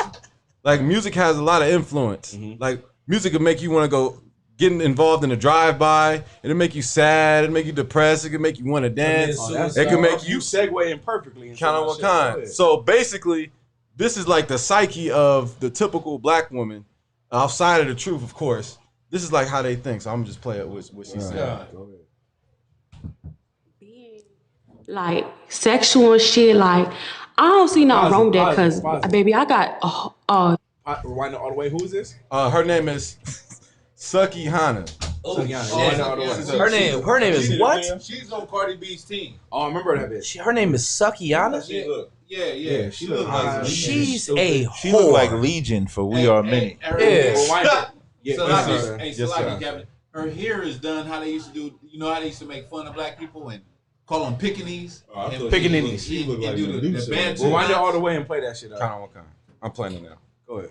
Being like sexual and shit, like, I don't see nothing wrong with that because, baby, I got 3 kids. And, I mean, I got these kids from sucking and fucking. At the end of the day, me being a hoe, like these people say, like, honestly, I liberate a lot of hoes. You feel me? When I hear Cardi talk about popping some pussy, me and my bitches is with it. Like, that liberate us because it's like, fuck you, self-respect as hoes. Cause how y'all got self-respect? Like, I don't think y'all got self-respect like that. Cause first of all, you supposed to tax these niggas. That's self-respect. You feel me? Like, it make me feel liberated. Like, I love crossing boundaries. Cause guess what? Scared money don't make no money. If you gonna be scared to get that money, you gonna be scared to be yourself and say this who I am, then you ain't gonna get that coin like that. Facts. You feel liberated. Wow. That's crazy. I mean, if I could. Please. Like, that's so disgusting. You understand? You can turn it down. Everything she just said, I got my children through sucking and effing, and that's the mind. That's totally against God. You understand? Against the Most High in Christ. For you to have the mindset of, I gotta get this money and I'm gonna get me sugar daddies. I'm gonna show my box to the world. I'm gonna create an OnlyFans. It's so against God, and it's why Yahushua Mashiach Yahushua has to return, man. Like, this place is so evil. Everything from the LGBTQ community to them pushing. I don't know if y'all seen. I was gonna bring it up to you, sir, with the whole cuties thing on Netflix. I ain't seen it. It's basically. I don't know. It's little girls. Yeah, okay. You know what I'm saying? Like, it's like ranging from 9 to 11 years old, and they're dancing like strippers in booty shorts, and it's on Netflix. Man, you know what I'm saying? I'd have to cut you off. I'm gonna give it right back to you, but like, man, hey, get Command Jenny on her hand, man. Like, straight up, because like in this place, man, I'm gonna get right back to you. I won't have to cut you off, but in this place, we were allowed to be really, waking up. Man. When that scripture say awake, awake, like the prophets of the Lord woke up and came to it, and we understand something that a lot of brothers in the world don't understand. And we was gifted that thing, and we was gifted the opportunity to be in the truth and realize how we really supposed to be. And everyone, like, secretly they hate you, but they respect you, man. They respect the work that you do. I promise you. Don't ever give up what you do in here for the world, because the world sees what you do and they see it as integrity and honor, something that just can't live in them, but it lives in you. You get what I'm saying? Right. So for us to be the way we are and talk against America, talk against the society, talk against everything evil in this place and remain righteous. That's the main part, though. You know what I mean? You're not a hypocrite. We remain righteous and on top of our job. But the people in the world, they can't. They don't have that in them. So I thank Commander Gianna for building a place. Absolutely. Building a place like this so we can be. And another thing about us is we hold each other accountable. Accountability. Like we cannot. It ain't gonna be like I can't roll with Captain Tazaryach or Captain Quam and we both be on some evil shit or sinful shit, because we're gonna hold each other accountable. That's why it says in the scriptures, when two come together, you know what I mean? There's an angel in this. I'm paraphrasing, but when both of us together, we hold each other accountable. So holding each other accountable allows us to have the Holy Spirit. Or have an angel in the midst of us that take care of us. You know what I'm saying? But that's why I thank the Lord. Shout out. Viva la raza. But no, I mean, it's just amazing that we are allowed to be in here and be priests among other priests. And go ahead, Tazaryach. Oh no, sir. That's excellent, sir. All I was gonna say was, like, you can't be surprised when they release movies, having little girls shaking their behind, when you're promoting grown women doing that, and their children are impressionable by nature. You know what I'm saying? So those children see that, and they're making movies and making films with exploiting children. And then you got gay parades with 10-year-old boys half naked dancing around a bunch of men naked. And exactly. That's the agenda, to normalize it. That's why I was just saying that the Most High and Christ have to come back, because if not, no flesh should be saved. That's in Matthew 24. He said, unless for the elect's sake, the time will be cut short, because if not, there'll be no flesh to be saved. So like, if I can't pull a precept real quick, read this real quick. This is why the law is so important. Leviticus 19:29. Like, y'all gotta understand, with this sister, she is the equivalent of what the white man, who is the devil that the Bible speaks of, is trying to push. Read that real quick. Leviticus 19:29. Do not prostitute thy daughter. Do not what? Prostitute. Man, she said she was effing and sucking. That's what prostitutes do. Right. She's pushing that narrative on your daughters. Brothers, if you love your child, you should hate the things that she's saying. Yeah, right. You should hate the way that she's living. Go ahead. Do not prostitute thy daughter, to cause her to be a whore. To be a what? Whore. And that woman that was talking about all the ways that she gonna get money out of a nigga and all that stuff, she's a fucking whore, man. Right. Excuse my French, but she's a fucking whore, man. Fuck that. And you gotta just say it like that, man. And we gotta stop this. Go ahead. Right, Lest the land. Lest the what? Land. The land. What's the land? The place you live in, man. America, Hollywood, the society where you think you can grow and become something special and great. Go ahead. Hold on. Specifically, what that land talking about? The land was like, go ahead, sir. Yeah, that's talking about that box. The land. That WAP. Yeah, I mean, which what Offset found out was Desert Storm. You know what I'm saying? It was supposed to be wet ass pussy, but it found out to be Desert Storm, dog. You know what I mean? He was gonna find something else to do. World War III now. Yeah. Go ahead. Do not prostitute thy daughter. Read. To cause her to be a whore, lest the land fall to whoredom. The land fall to what? Whoredom. And man, that's what happens when you allow this type of activity, man. Right. You gotta stop this. Black man, Hispanic man, listen, I understand the black woman, Hispanic woman, and Native American Indian woman is bad as shit. But you gotta stop letting them rule over you, man. You got to stop letting them dictate how this will be. Because the more that you push this, the more your daughter wants to go do what? Get ass shots. She wants to get her breast filled up. Say also, go ahead. The sons will be shooting up the goddamn block too. Yeah, and look, and they're gonna die over a woman that was worth nothing, man. And look, and here we ain't dying over no goddamn whores, man. Right. Hell no. You know the beautiful thing about the Lord. This is why I love the Most High so much. If you even make the mistake of marrying a woman, and she calls herself to be a whore, guess what? The Lord made it so beautiful that you can go get another one. You can go get and not a whore, but a righteous woman, man. You want to say something? So like, I'm done with it. Go ahead. I thought you raised your hand. That was it. Go ahead. I want to say also about this same sister is that how she was talking about how she got her kids by sucking and fucking, and she's liberated by doing what she's living the lifestyle that she does, and seeing Cardi B made her feel liberated. But you got to understand about women like this is that they've been molested as a child. They've been touched as a child, and they came from dysfunctional homes. You get what I'm saying? That's the root cause of all of these women. Absolutely. They had a special on Vice. It was called Noisy, right? Where they was in a strip club in Miami. It was on Rick Ross, but they was in a strip club, and it was two owners of the strip club, the most prestigious strip club in there, right? In Miami. And they said the girls wouldn't come through the door if they wasn't already messed up in the head. Right. Meaning if they wasn't already broken, if they wasn't already sexually molested, if they didn't come from dysfunctional homes, if their parents was on drugs.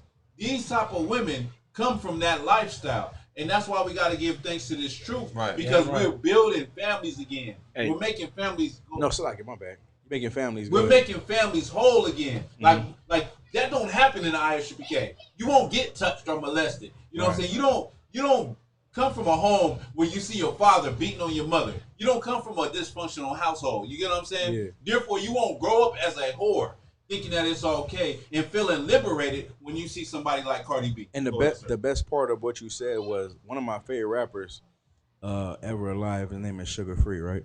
Oh, and he's the evil. Shout out to the P. He's an evil bastard in the world for sure. But one thing he said in one of his songs was he was talking about he was a so-called pimp, and he talks about what a girl would do. You know what I mean? And how she acts and all these things. How she acts when she's broken, and how she's constantly trying to find love because her mama was on drugs and her mama's boyfriend had sex with her, and he took that girl in and loved her, but then prostituted her. He used her hurt for his advantage. God. And that is what you get when you have a whore and a whoremonger. God. A whoremonger is a pimp, a person who sells, So he's my rapper in the world, but that song kind of put me in the mindset like, damn, that is some evil shit. And them type of cats deserve death because you supposed to take a broken person and heal them. Man. You're not supposed to take a broken person and break them more. And then, in the world we say, oh no, I'm trying to break a bitch. Right. For sure out here. I don't know, y'all say that? Yeah, breaking a bitch. And it's like, that's what you want to do? You want to break a bitch? Like, damn, like you trying to break a bitch. The bitch already broken. You trying to break her down even more? You're out of pocket. And then brothers come in here, they talk about breaking something, and they thinking they doing something for as an advantage in themselves, but they breaking themselves as well. Heavy. Go ahead, Yala. If I might, what you said was so cold about breaking a bitch because the whole agenda that they push now, especially how the brother brought out through Netflix, is that like they got several shows from the baby ballroom, while like they want to show in the cutie, they want to show underage girls in a over sexualized situation because they whole agenda is to have it to where that LGBTQ plus being the pedophilia. God, you know what I'm saying? Man, that's heavy. They want to promote that. Right. That's the next level of that, and we already know because our brothers done brought out. Well, in California, they just passed a law. SB 145. Yeah, they just passed a law. SB-145. Right. And they trying to sugarcoat it like that's not what it is, but that's what it is. It's exactly what it is. Decriminalizing pedophilia. Yeah. You know what I'm saying? Yeah, You got to be 10 years in range from 14 and up. Concert. Yeah. So That's that Yeah, 14-year-old. Your 14-year-old. No, it's like it. 12-year-old. It's not 14. It's 12-year-old. So if your daughter's not your daughter, like if a girl is 12 and she wants to deal with a brother who's 21, as long as it's consensual, he might get charged, but his charge is if he gets convicted, his sentence is gonna be light, and on top of that, he doesn't have to. He doesn't have to file as a sex offender. And they wonder why California is it's still a crime, right? It's still a crime, but you don't have to register as a sex offender. Yeah, you won't have to. And if it was consensual, you might get 6 months. Yeah, so that's a fact. Or probation. Imagine how to prophesize about that when I was a trooper. Math. Fact. Real life shit. But my point is, now go ahead. Do cats like Donald Trump and Jeffrey Epstein.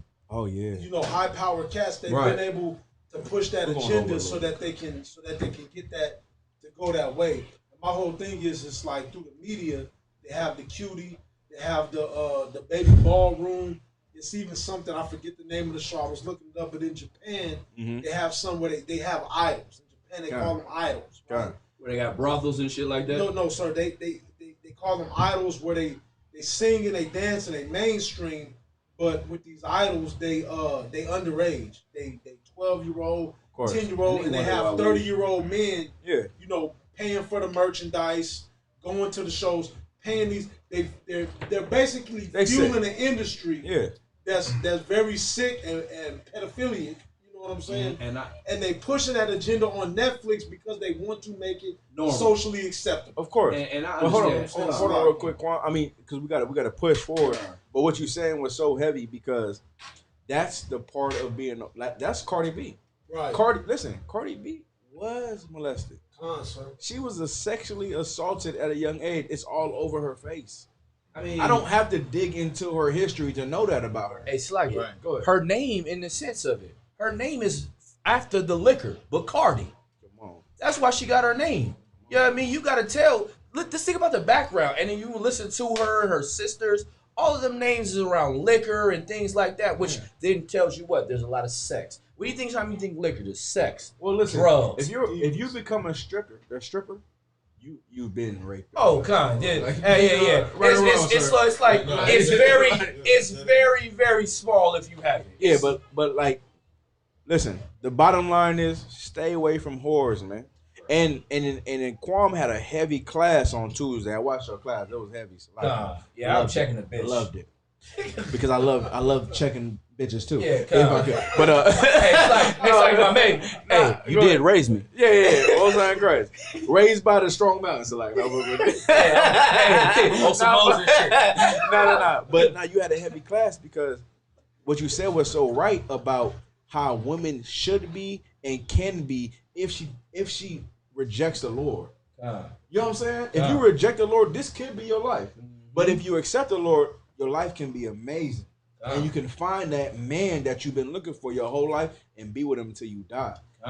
Like so that was heavy in that sense.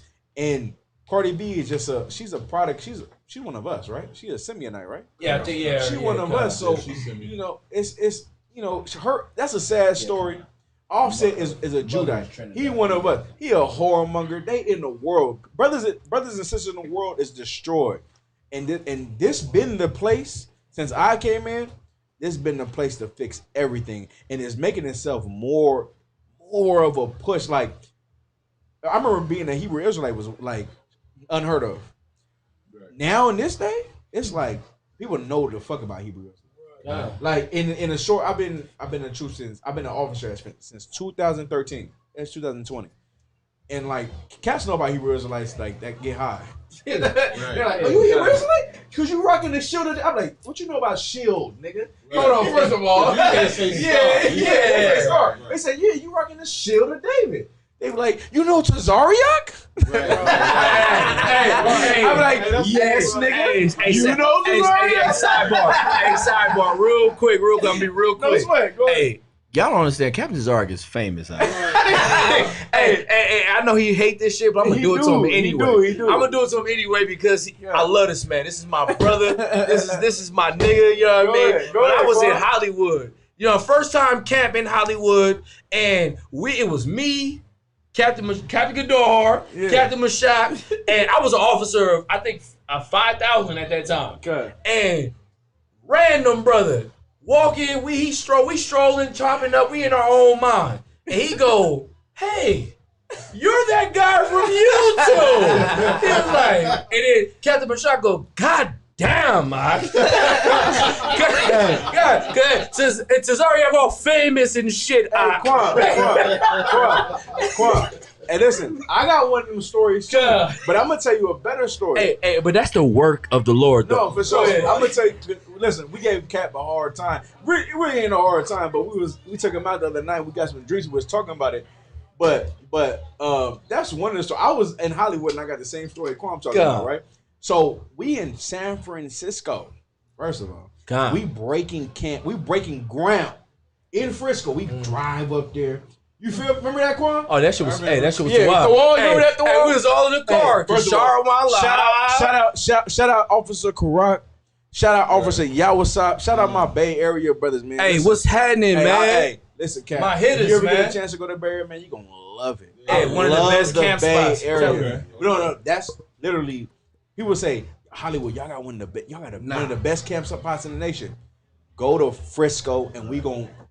I'm telling you, we blazed so much in Frisco, it was crazy. But anyway, that's beside the point. So we get to Frisco, we setting up the camp. We setting up the camp and shit. Some like real light skinned cat come up. Like he almost like an Edomite, but you know he a Judite. He got dreads and shit. I think he was albino though. He was albino. He was albino. He was like, y'all know Captain Tazaryach. Hey, he started crying too. Hey, no cap. Hey, no cap. Real shit. To the cap. No cap. Real talk. No, real shit. He goes, y'all, because he was like, nah, I fuck with y'all. Man, what y'all saying is right. Ooh. And it's, I think one of the brothers was like, what are you though? Like he was looking at him like, and I could tell he was a brother, but he was an albino. And I was like on the from looking from the back. He was like, no man. No, because what Captain Tazaryach be spitting, that's where it hit me right here. And he started crying like right here. And I was like, yeah, all right, brother. He was like, no, hey, I promise you he's not lying. What that brother be bringing up, it's so heavy. Yo. And I was like, nah, I said, hey, you good now? Don't worry. I tried to dap my mission. Nah, you don't understand. hey. And I was like, nah. He was like, y'all know Tazaryach? I remember. He kept breaking, y'all know Tazaryach? And I was like, yeah, I said, hey, that's my man's, man. I'll tell him about you. He was like,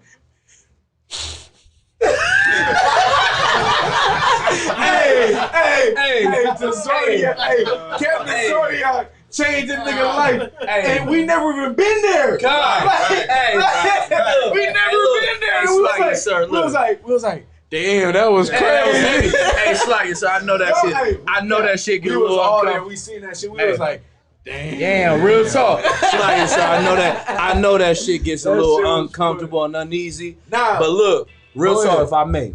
Hey man, Slayer, sir, we fucking love the shit that you do, sir. Like, we understand that we all raised by Commander Jury and Hannah. And look, we brothers, but man, you that brother, you that son that we love to be proud of too. That's right. Yeah. And man, keep doing what you're doing, sir. Like, you blessing this One West Radio shirt, man. What I'm saying too, it's like, I hate to cut you off, but what I'm saying is like, you know, he hated it. He looked at that. I know it. I love him though. Cap, he's drinking. You know what this gonna come out. You know when you drinking like Cap. You know, I'm gonna be drinking like you know, Cap. It's my nigga, man. It's my nigga, man. Real talk. No. But you know, you an inspiration for a lot of brothers that want to. You know, we want to do the same work. You know what I'm saying? So what you do is absolutely amazing. We love it, of course. You know what I'm saying? Well, we wanted to bring on the show to tell you that because we want to say that last time, but we didn't able to do the show. But you here now, we want to tell you, like, man, that's an inspiration. And a lot of brothers inspiration, Commander Johanna, General Mohammed, General Yak, General Haas, every single general, all captains, you know what I'm saying? Right. But the opportunity that you have, man, you took your opportunity and killed that shit. Like, man, and you always, I know you for sure, you always say, man, the Lord. Like, because that's that's fast. That's what you are. That's how I'm nobody. Like, it keeps the level of humility. Yeah. Like, I always say, like, when you think about like the old One West, or you think about Israelites and stuff that came before us, they all fell because they didn't have that level of humility that it actually takes to do this work. And so we're fortunate enough that the Lord put that spirit on Commander Jenny Hanna. Because I don't know a better nigga, excuse me, a better brother than that. Like Commander Jenny Hanna is like the epitome of being leader, famous, integrity, and the utmost humility. Can I add to that? Can I add to Commander Johanna, because you know I didn't have the opportunity to speak to Commander Johanna a lot of times one-on-one.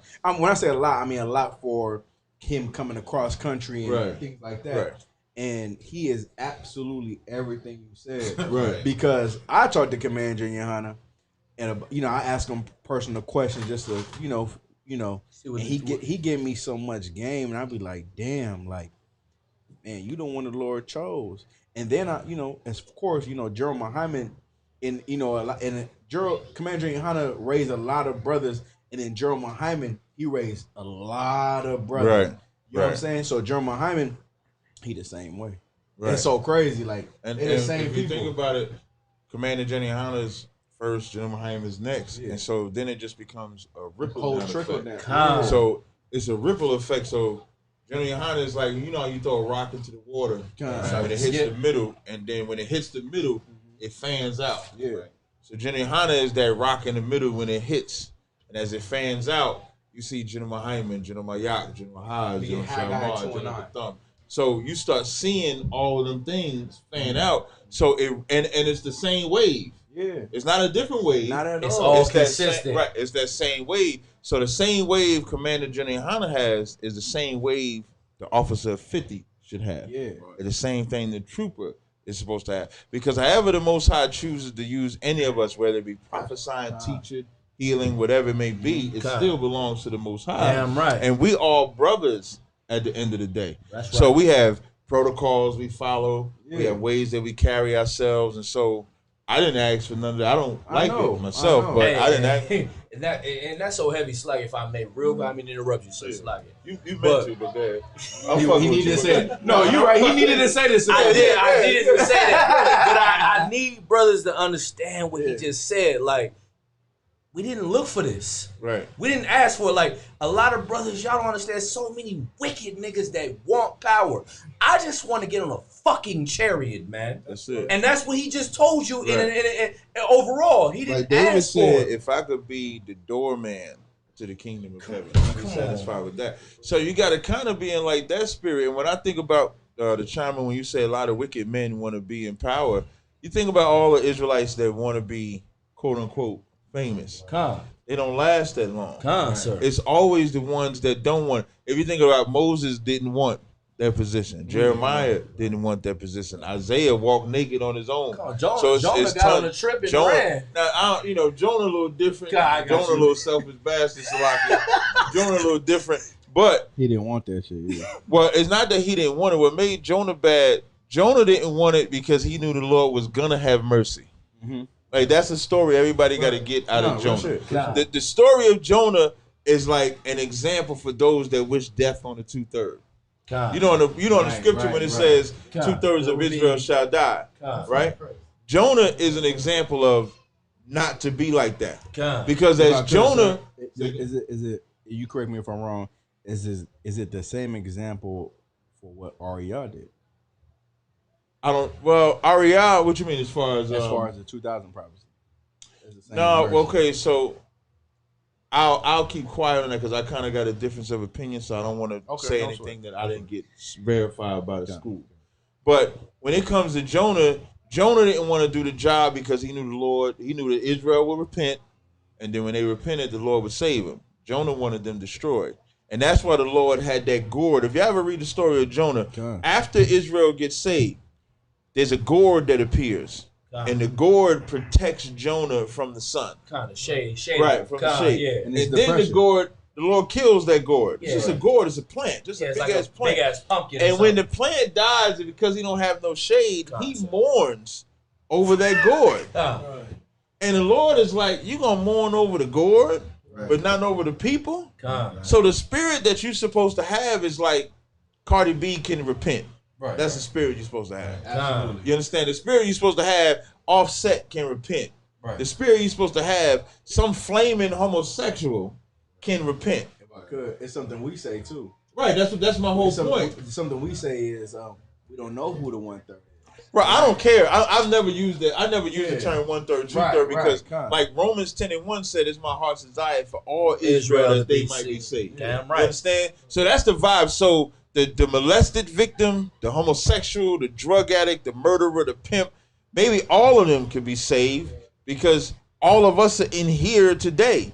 All of us are in here today, and we're those whoremongers, the steals, the thieves, the murderers, the pimps. I won't put homo on none of y'all. But we're all those things that at one time we wouldn't be. It's like, if I may, what you was so heavy about that point, why we think like that is because we understand we are all worthy of death. That's right. That's exactly why we think like that. So when you have that level of humility, integrity, protocol, and if like never take for granted Commander General Yohana. Man, not at all. Like I can't the words ain't really resonating enough. Like without Commander General Yohana, let's say if I was in some other group or somewhere else, and I didn't have Commander General Yohana and General Mohammed like over me, I would be a cat that as y'all telling them stories, I'd be like, man, tell more stories.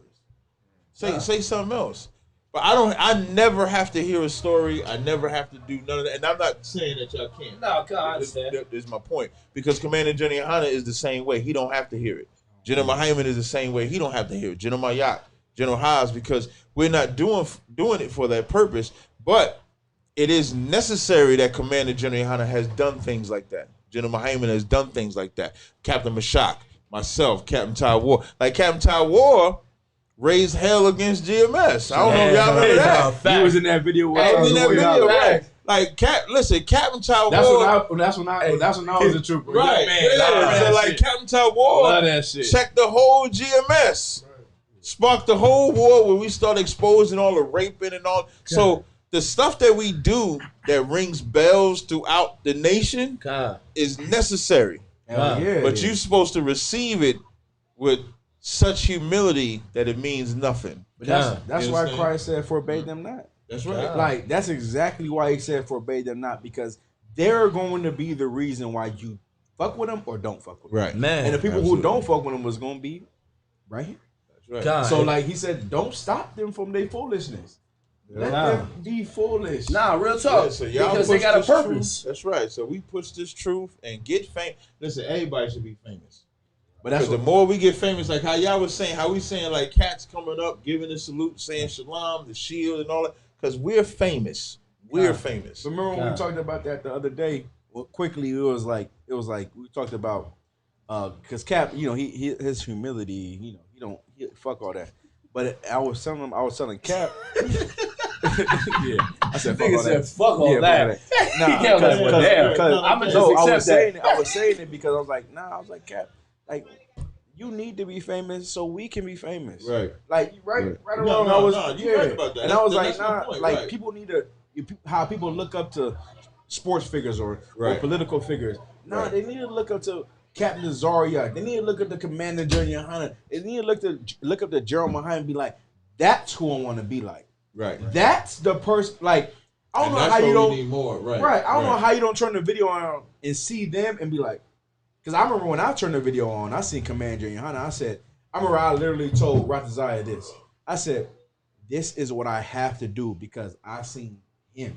Right. I seen Commander General Yohana. That was just a real thing for me. That was a fact. It's a factory story. And that's crazy because that's the spirit of the truth. And that's when the Bible says, how Mosiah says, I knew thee before I formed thee in the womb. Right. It's like you get this, something comes over you. And not no mystical bullshit. It's just you hear some real shit. And it actually conforms you from smoking that blunt, fucking these hoes, to saying, I don't want to do none of that. I need to be like him. Right. And like me coming into the truth, hearing General Mohammed, like, quiet as kept. General Yohana and Captain Mashak is what brought me into the truth. There's no in between. Shout out to DC.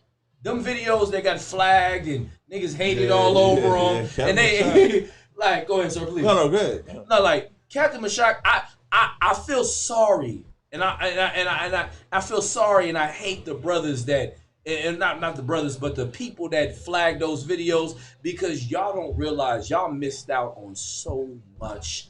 Like, it was like my rib was just here a minute ago, you know what I mean? And my mother, my kids, everybody can tell you, like I would be consumed with those videos. Right. Like, cause you would be sitting back like, damn, who the hell are these niggas? Right. Like, how, like I saw Captain Mashak check an old brother. Like, how you gonna blame the old brothers? You walk with Martin Luther King. Right.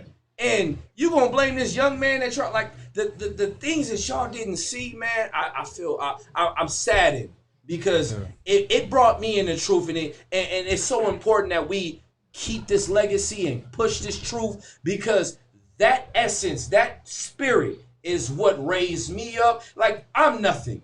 I mean, that's how I think, because what? I'm nobody, I deserve death, but I want to get on a chariot. Right. And you should be humble as that. The reason why I am in the position I am, because I saw that. Right. And the fact that these other people got in the way of that, I hate them for it, man. Don't sweat. I hate them for it, but y'all gotta just lock in on this, man. Y'all don't believe how amazing this is gonna be for your life, man, if you really say, I'm gonna go ahead and go 100% in the truth. Go ahead, Christ. We had a point. Now we're gonna push right now. We're gonna push. What? Let a Hebrew. Well, I mean, no. We're gonna push past the first topic. We're going to the second topic of depression. Depression. Right? Oh, right. Coming out. You want to say something? Yeah, Con, sir. Just to go back on the famous. You know what I'm saying? We say Captain Tazaryach is famous. You know what I'm saying? But I remember General he hate that shit. Mohammed was saying that the reason why we famous is because we glorifying the Lord. Right. And in glorifying the Lord, He gives us fame. That's right. I remember General Mohammed saying that. Nah, that's facts, man. Like, when I go to the Passover, right? Every year I go to the Passover, and if I know you, if I seen you before, I don't care what your rank is. I'm like, yeah, you from Whoop-de-Whoop. Right. What's happening with you, brother? Like, you know what I'm saying? Like, even at my rank, I don't give a fuck. I'm like, nigga, I know you. Right. What's good? You know what I mean? But the main thing is, I love brothers who serve God like I do and put that sacrifice down like I do. Facts. You know what I'm saying? So what Quan was saying, what the brothers, Captain Tazaryach was saying, was just like amazing. Like, right. You know what I mean? Like, I just, the love I have for serving the Most High, and then I know that we go through the same things. That's what makes me want to push harder. You know what I'm saying? And it keeps me, right on time. Yeah. And then the camaraderie that we have together to all want to serve the Lord makes me feel like, hell yeah, let's go do this. Like, we going out of town? Nigga, let's go out of town. Yeah. You know what I'm saying? We going here? Nigga, let's go here. Hey, facts. Because guess what? You gonna hold me accountable. I know I can't go nowhere unloyal to the school with you. You know what I'm saying? No, that's facts. That's why I consume myself with y'all. But hold on, Christ, you want to say something like it? No, it's kind of to add on to what you was just saying, sir. And it's like, it's just for like a young brother like myself coming into this truth or being in the truth for my little short period of time or whatever. It's been very inspiring seeing brothers like like General Yohana, General Mohammed, Captain Tazaryach, and y'all all, like even the officers I've been blessed to be surrounded by out here in California. And like, Captain Kwam, the Walker Board, yourself, Captain Gador, Lahab, and so many other brothers that Tabawan, That's every brother over you. Every brother over you. You know what I'm saying?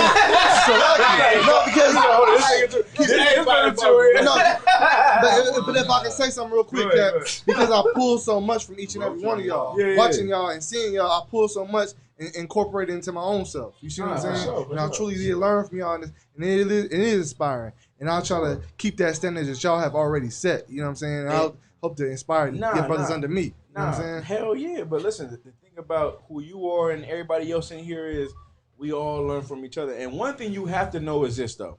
No matter what your rank is, there is priests of God around you. So you can be Captain 13,000, General, Officer, whatever, but there is a priest among you. You know what I'm saying? The Lord made that brother a priest for a reason. You know what I mean? Right. He gonna follow an order and obey you. God. Yeah, but he is also a priest of God. Hey, Slag, if I may though, just so we can kind of keep it moving, can we get into some truth be told? Wait, hold on. Before we get into truth be told, man, because we was talking about some things that Cardi B was going through, and she talking about why, and then she got divorced. We're gonna talk about depression, right? Depression. Yeah. And that's a crazy thing that a lot of brothers and sisters deal with. Yeah. And you know why you deal with depression? Oh, go ahead, please. No. Well, I don't say, you know, No, like, I got you, Quan. But what? Go ahead, please. Because depression is a heavy. Like, let's cut all the sound, right? Y'all hear something, right? Yeah. Don't hear nothing but this. No, I'm not even trying. No, I understand, but the way the setup was crazy. Yeah, it stopped, right? It stopped. Yeah. Niggas were like, hey, we tuned in for that one point. This is the thing, though. Depression is something that plagues us majorly. Majorly. And we're going to help you understand how you can defeat depression. And we're going to go into the Bible and help you defeat depression. And we're going to tell you where depression stems from and what it is you're dealing with, right? Now, depression is a heavy thing. I know Cap is going to touch on this for sure because I'm going to ask him, I'm going to ask him to touch on this. But depression is something that comes on you because there's a demon that wants you to be unhappy. That's where it starts. Close that door out. Close that door. There's a demon that starts with you that wants to be unhappy. They don't want you to be happy. They want to snatch that happiness from you and put you somewhere low. Right. And it's something you have to battle. It's not going to take a day. Y'all understand this, right? Right. You're not going to battle depression in one day. That's just not going to happen. But you can battle depression with constant warring of your spirit. You know what I mean? Right. One thing I learned in the school, in the ISUPK, is how to battle depression. Now, I'm not going to say I ever been depressed knowingly, at least, right? I've never been depressed knowingly and never got counsel for being depressed knowingly, of course. But to battle depression is you have to drive sadness out. And the way to battle depression is you have to not be a selfish person, right? And a lot of things you might see on Facebook, right? And y'all tell me if you're wrong, if I'm wrong or right. You might see something like, "Oh man, damn, I know my real ones checked on me." Right or wrong? Y'all ever heard that, bro? Yeah, hell yeah. Or hey. hold on, real quick. You'll hear it like, "Yeah, we going through all these things, but you got to see who your real friends are." Man, bro. Right. And I'm gonna break that down for you. I know y'all want to add to it, and y'all gonna have a chance to. But that thing that person has is called being selfish. You get what I mean? Right. It's called being selfish. They don't ever think about the people who's actually going through something. Right. If you worrying about the people who's checking on you during a hard time, why don't you be the person who actually checks on people? Right. How about that? Right or wrong? If you're so worried about people checking on you, why don't you change that part of yourself and be the person who checks on people? Because the way to beat depression is to not think about yourself, but to think about others. Right. Y'all understand? Right. That's how you defeat depression. You're going to be like, all you thinking about is yourself, but you should think about other people. You should think, your whole job, if you feeling sad and depressed, right? Your whole job should be like, how's this person feel? Right. I should go check on these 5 people today. Because I know today I'm feeling sad, but guess what? I'm going to go check on these 5 people. Right. Because I'm fucked up. Right. That's how you defeat depression. It's not being selfish, but selfless. That's right. You got to be selfless so you can get your mind off your own problem and think about other problems. Man, right. And it's called, isn't it called empathy? Empathy, yeah, absolutely. It's empathy, right? Sir. Empathy, right? Empathy, sir. Hold on, Quan, real quick. Go ahead. Then we get cry with somebody. Yeah, that's when you cry. But empathy is when you put your when you put your shoes when you relate in their feet. Yeah, you relate to your them. feet in their shoes. But you don't cry. Yeah, but you put yourself on how they could be. Hey, you don't. Hey, Tazaryach, you don't cry. That's that New York shit, huh? I know that's a counselor. Hey, real quick, I've been a counselor. Oh, my nigga. Yeah, that's a counselor. You know, New York, right? Yeah. Hold on. And it is real quick. a little bit. Can I get one precept, right? Let me get maybe more. Best I do or die, my nigga. Brownsville, now. Brownsville, my nigga. one that you was talking about. Go ahead. I'll take the first one. Let me get Ecclesiasticus 30 and 21. I gotta listen. 30 and 21, right? Now, there's something about a selfish person who's depressed, and depression is a demon, man. Depression is something that wants to take hold of you and constantly make you sad. And think about all your problems and make your problems so big. Oh my God. You just can't deal with it. Oh my God. It's gotta end it all. I just this is the worst ever. Like, hey, no, nobody understands me. No, seriously. No. Nobody understands me. No one feels what I'm going through. Because no one ever been through this. Nigga. Right? No one black in America. What I'm going nigga. through, no one ever been through this. And it's so fucked up because you wonder why black people got high blood pressure? People think it's because of the way you eat. It's more because your stress level. You're stressing yourself out with problems that don't exist. That's facts. You get what I'm saying? With problems that don't even exist in your life. So you're thinking about things that can harm you that don't exist. That goes for women and men. I got you, Tazaryach. 1 second. But y'all understand what I'm saying? Kind of right? one kind. You think about why you got high blood pressure? Because, nigga, you're poor. You're black. And then on top of your bad eating habits, because you work a slavery that hates you, and you can't get fired, you can't miss one day, and you got doctor appointments and dentist appointments and children, and you got people that just constantly can't give you a break, and on top of that, cops is killing you, and then on top of that, you make up things in your head. You wonder why you die. You understand? You wonder why you die. All these things that are against you.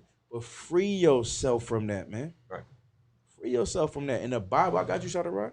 And the Bible tells you about how you should free yourself from that. And can I get that precept? Kind of one kind. Go ahead, please. Ecclesiasticus 30 and 21. 30 and 21. Y'all put these in your notes, man. Put this precept in your notes. And listen, stop being a selfish bastard.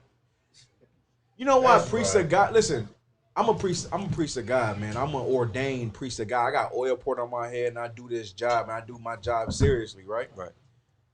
And I do it humbly as well. Right. But there's one thing that allows me to be super confident all the time. You know what it is? Not dealing with my problems and dealing with everybody else's problems. Man. Because, listen, I deal with my problems. Believe that. But other people's problems are bigger to me than mine. That's just a fact. And Sluggy, that's why. That's the importance of a man that deserves to be in charge. Right. Because only a man that deserves to be in charge understands that concept. Of course. Because brothers don't get that. Yeah, brothers be, oh man, sorry, I know you got things going on now. Fuck that. Yeah. Like, and listen, brothers call me all the time. I don't want to call you. I know you be busy. Why? Oh, fuck, you know I be busy. Like, how, you got my phone too? Like, yo, real talk. And they don't realize. So this is the one thing y'all gotta realize. And I be busy, so but I don't be got that goddamn busy. We do though. But look, this is the cold part, right?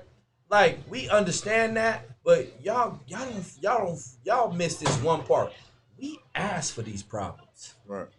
Like, I didn't add, like I didn't say I didn't want to do this, because I could have declined it. You know how when brothers get raised up, brother asks you, man, the truth, you sure you want this?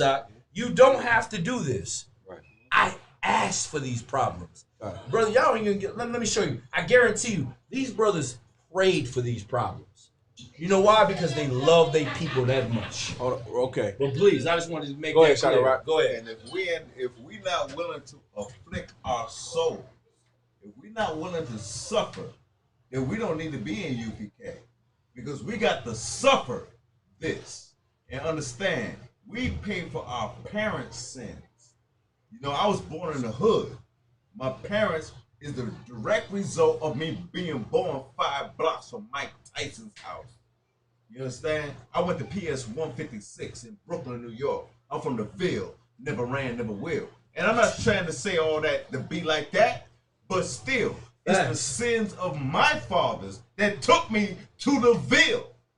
You understand? My New York So, nigga right there. Other than that, Right. we got to separate ourselves and make sure that we be a brother to a brother. Right. I got you, Shadow. Right, 1 second. Let me That's get it. this. Let me get That's this all I precept got. because depression runs deep. But in the Bible, it talks about how you can drive out depression, and we're gonna read in the Bible. Flash, read. You want the 38 one?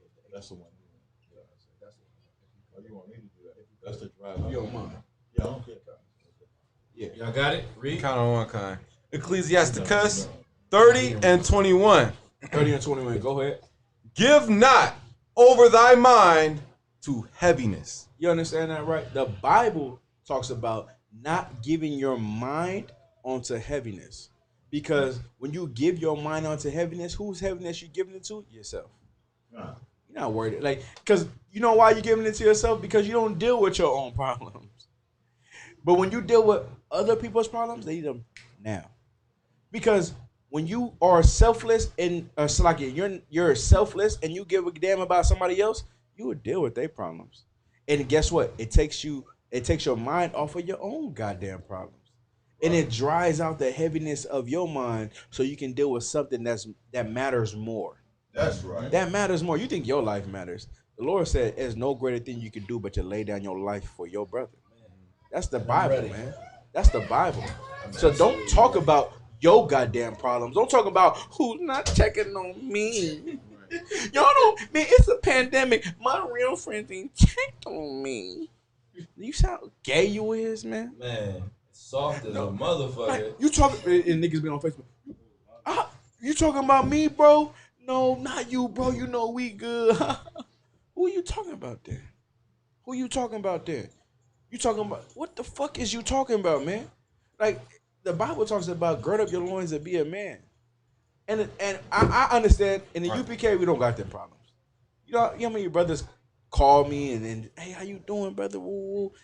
I get it. I maybe I'm privileged. I don't know. I serve God, and maybe the Lord just sees favor in the things we do, and we have brothers all over the country who's gonna call you all the fucking time and constantly communicate with you. I don't know, but you cats in the world, you give yourself over to base men. That's what you want to do. Is fine, but in here, man, we serve God. Keep reading, please. And hold on. The Bible says, read it from the top one more time. Count on one kind. Ecclesiasticus 30 and 21. Give not over thy mind to heaviness. Don't give yourself over to heaviness, man. Don't do that to yourself. Keep going. And afflict not thyself in thine own counsel. Read it again. Give not over thy mind to heaviness. And afflict. Don't afflict yourself. What does it mean to afflict? Hurt yourself, man. Don't hurt yourself. Y'all want a precept for your woman. This is the precept you give her to. She ain't gonna give a damn about the precept, first of all. You read it just to let her know it's in the Bible what she's hurting over. Because her own mind is afflicting her, right? Keep going. And afflict not thyself in thine own counsel. And people who are depressed, they keep making scenarios of things that come up in them and just say, I'm just not wanted. They don't want me. They don't love me. And what is that? That's being selfish. Because guess what? I do love you. Me, for sure. Captain Tazaryach, Captain Quam, these officers in here, every brother in here is an officer. And then we got young man Justin. He about to skip the whole trooper rank. But you got brothers in here. You got brothers in here who absolutely love each other. Yeah, he's amongst mighty men right now. He's like it. And count yourself. Listen, lucky right now. You got brothers in here that absolutely love each other, man. But if you don't love yourself, guess what? You're gonna afflict your own mind. And you're gonna make yourself a depressed person. But you know how you handle depression? You say, I'm happy. I'm not depressed. I don't have problems. Sis, are you good? Brother, are you good? What can I do for you? What can I do for you so I don't feel the way I feel? You understand? Right. And that's how you kill depression, is thinking about other people and not thinking about yourself. Cat, can you bring this precept out, sir? Yeah, go. Before you do, you're gonna grab Ecclesiasticus, what is 38? 38 and 18 and 20. Grab that for me. I'm going to read 2 Corinthians 11:3. It says, but I fear lest by any means, as the serpent beguiled Eve through his subtlety, so your mind should be corrupted from the simplicity that is in Christ. A lot of reason why people suffer from depression, if you think about the life of a black child is brought up in so much hell, whether it's being absent father or mother, being born in a drug den, being afraid of the police, being molested, welfare, being poor, being told by a parent, I can't afford that. You gotta. We don't have no money for that. So now their thought process is, I need to get money for that. So that's why they become drug dealers themselves, so that now they can afford them shoes or that toy or anything like that. And all of the consequences that come up with that. Every black, Hispanic, and Native Indian is depressed before they come into the truth. That's why I read that scripture. Because, like, when you talk about depression, you charge the Christian church with that depression. The reason why we suffer that depression is because the Christian church, as the leadership foundation for black people, have failed horribly at that job. Because they have never given us the solution. Like, when I read this, it says the simplicity that is in Christ. I'm not depressed. Before the truth, I was depressed. And then I found out how simple it was to follow Christ and the Most High. The burden what was interesting about Christianity, the burden became less to serve the Most High, knowing I had to keep the law, than it was when I thought I didn't have to keep the law. I don't think you understand, because like now, because now that I know that I have to keep the law, it gives a set of boundaries and discipline for me. When I didn't think I had to keep the law, I would go from the church and go get high. You know, somebody might go sell drugs or be a whoremonger, and because you're thinking that the laws is done away with, not really thinking about the consequences of getting high, being that drug dealer, being that whore, being that pimp. And then you find out that we got to keep. You mean I got to keep the law? Yeah, we got to keep the law. So now I don't get high, so I don't suffer the issues of getting high. I don't sell drugs, so I don't suffer prison. I don't eat unclean foods, so I don't suffer diabetes and cancer or anything like that. You won't be a homosexual. You ain't got to worry about AIDS. You don't have to worry about none of those diseases. So now you're waking up out of the depression that you was in as you was in there. So now, do you have Ecclesiastes 38 and 18? Read that. Ecclesiasticus 38 and 18. For of heaviness cometh death. For of what? Heaviness cometh death. If you don't have the fortitude to be able to deal with it, like black women suffer from this problem primarily, black men second. Black women can't handle no stress. Let two kids they raising be giving them hell at the same time. Let them be crying or making noise at the same time. They'll lose their mind, and that's kids that they love. Let alone some bills or something that you got to pay. And then so now a black man suffers the same thing. When the scriptures say surely oppression maketh a wise man mad, that's depression. Because the oppression that you're going through, it forces you to look for ways out. But without the simplicity in Christ, without the scriptures, without this truth, you'll never have an actual way out. You can go to every psychology class. All they're going to do is put you on some drug or some med or something like that that's going to numb you. But when you come out of that numbness, you're going to need an answer that's actually going to fix you. And without this truth, you're never going to be fixed. Keep reading. And the heaviness of the heart breaketh strength. And now, why does it say breaketh strength? Because as you looking for all these answers, you say, okay, well, I'm going to get 2 jobs to pay the bills. But as you get them 2 jobs to pay the bills and the bills ain't getting paid, but you still got to work them 2 jobs. And now you can't quit the second job, because if you quit that job, you ain't going to pay the bills. Read that part again. And the heaviness of the heart breaketh strength. So what are you going to do now? You know what happens now? I get high. So now you need a 3rd job to support that drug habit that you got. Or imagine being molested, and then when you go to your parents and tell them that you was molested, they don't believe you. They believe the predator. They believe the one that molested you. Don't say that. Don't talk about that. Yeah, you can't. So So now that leads to more. That's why it says the heaviness of the heart. Keep going. Verse 19. In affliction also sorrow remaineth. Now, it says an affliction also sorrow remaining, because what we've been conditioned to do is to blame ourselves. So now when you go get molested and then you go try to get some justice for it and now you can't get none, you know what you do? You blame yourself. Right. And then you on that stripper pole. Right. You selling your ass. Man. Cap, you heavy as shit, like, boy. man. Or you on that strip, then you selling your ass, or you a homosexual, you'll be a predator yourself. Right. So now you'll molest kids because you molested kids. God, because you think it's normal. Right. That's why it says in affliction, sorrow me, because you're not getting a real answer. What you're really going to, whether it's that drug, that narcotic, that man, that woman, it's further affliction. Right. And it's further affliction. So the sorrow remaineth. Keep going. And the life of the poor is the curse of the heart. And that's why we're all depressed. Right. Because we're all poor. Right. We're all in the ghettos. We're all in the barrios. We ain't got no food. We ain't got no money. We ain't got no clothes. We don't have none of that. That's why I said the life of the poor. The life of the poor. A poor man, every drug dealer, you ask them why did they deal drugs, it's always going to be because I was poor.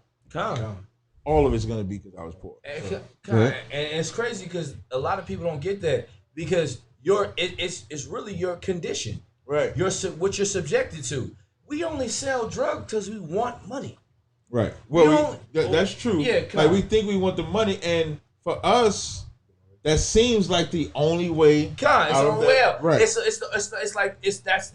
because of what everything that's going on in the world and how it's perceived that there's that concept, either you're gonna sell drugs or you got or a jump shot. Right. That it's kind of like boxed us in to make us think those are the only ways to think we're gonna be able to get out. Absolutely. And then we push those things, but not realizing that there's a better way. Not realizing that. But what do we think that better way is? We think that better way is to sell more drugs. That's what I'm saying. And that's why I want to go harder. I was only selling drugs in the daytime, so now I'm gonna sell drugs 24/7. I was only going to the strip club dancing during the afternoons. Now I'm gonna do all night. That's why it says the life of the poor is the curse of the heart. Curse of the heart. You know, the heart is talking about the mind. The curse of the mind, because now everything in your mind is polluted because you're poor. So you're only looking for the quick way out. Fast money. Y'all hear that thing where they trying to gather, we all get $500 to each other, and then 2 weeks later you got pyramid scheme. Yeah, you got $1,500. 3 weeks later you got $4,500. Hey, that's the curse of the poor. It worked me though. I got to let me. It's like, but I'm gonna leave that alone. Yeah, that's still a curse of the poor. It's cursed. Yeah, that's the curse of the poor, because it may work for some. But for most people, it won't work. That's why it's called a pyramid scheme. Like, that's not a new thing. That's old. I've known that since I was young. Yeah. So now, read verse 21. Count one kind. I'm sorry, verse 20. Yes, sir. Take no heaviness to heart. Now, here's the answer to all of this, right? When it says take no heaviness to heart, without this truth, you will never understand what this means. In Corinthians, it says there's no temptation that is common to man, but with every temptation, the Most High makes a way out. So now, you give that answer to the person. They come. We deal with all type of problems. Brothers and sisters come with us, all marital problems, money problems, financial problems, etc. And I always give people this scripture before I give them the answer. Then I give them the answer. And now, if you accept that answer, the Lord is giving you that way out. If you don't accept that answer, you'll be verses 18 and 19. But if you can accept that answer, just say, take no heaviness to heart. Keep going. Drive it away. It is so important to understand, if your lights get cut off, it's not the end of the world. Right. You ain't the first person had your lights cut off. Right. If you were molested, it's not the end of the world. You're not the first person that's molested, but you can come to a place that will actually heal you and not pimp you out. As you said, Sugar Free had that rap song about. So, for us, we won't pimp you out. Right. We'll restore you back to the original pure woman you was, or pure man that you was, if that happened to you. Right. That's how you drive it away. Read after drive it away. And remember the last end. And remember the last end, because where you're at today, everybody has a so-called goal, even drug dealers, poor people, whatever. So where you're at today is not where you want to be at the end. But it's the avenue that you're taking that's destroying you. How many times you going to try to get a different route to pay a bill? or a different route to sell a drug, or a different route to find a woman or find a man. You have every woman that you got with in the truth that had 3 or 4 men, and they swear they were perfect, and the other man wasn't. Or every brother felt that they was right and the women wasn't. Right. But if every man is leaving you, the problem ain't the men, it's you. It's you. If every woman ain't messing with you, the problem ain't the women, it's you. God. You understand? That causes depression too. All of that is depression because black people have never learned how to actually be in a relationship. Because where do you learn to be in a relationship as a child? And all of us grew up in broken homes. Like in the Israelite school of UPK, our children, like I saw Gadalha's son, and as he holding him and he crying because he don't want to be around him, you know where he was to get that nurturing from? His mother came and got him. Now imagine if it was just Gadalha. Gadalha hard, he don't want to see all that crying and all that. I literally said that. Right, he like, man, shut your ass up. He be around my son. Hey, yo, but let me just so he be like, man, shut your ass up, you know, man up. But he needs that nurturing in his life. So now if he never gets that nurturing in his life, all he gonna know is man up. So when he get with a woman, he not gonna know what it's like to feel the love of a woman. Same thing with a daughter. She's not gonna know what it's like to feel the love of a man because the father isn't there. So we don't know how to actually have relationships at all. If I may, that's why it's very important, if I may, in Ecclesiastes, why when it was brought out, Ecclesiastes was written by Solomon, one of the wisest men on the earth. It's very important to do what? Bow your children's neck.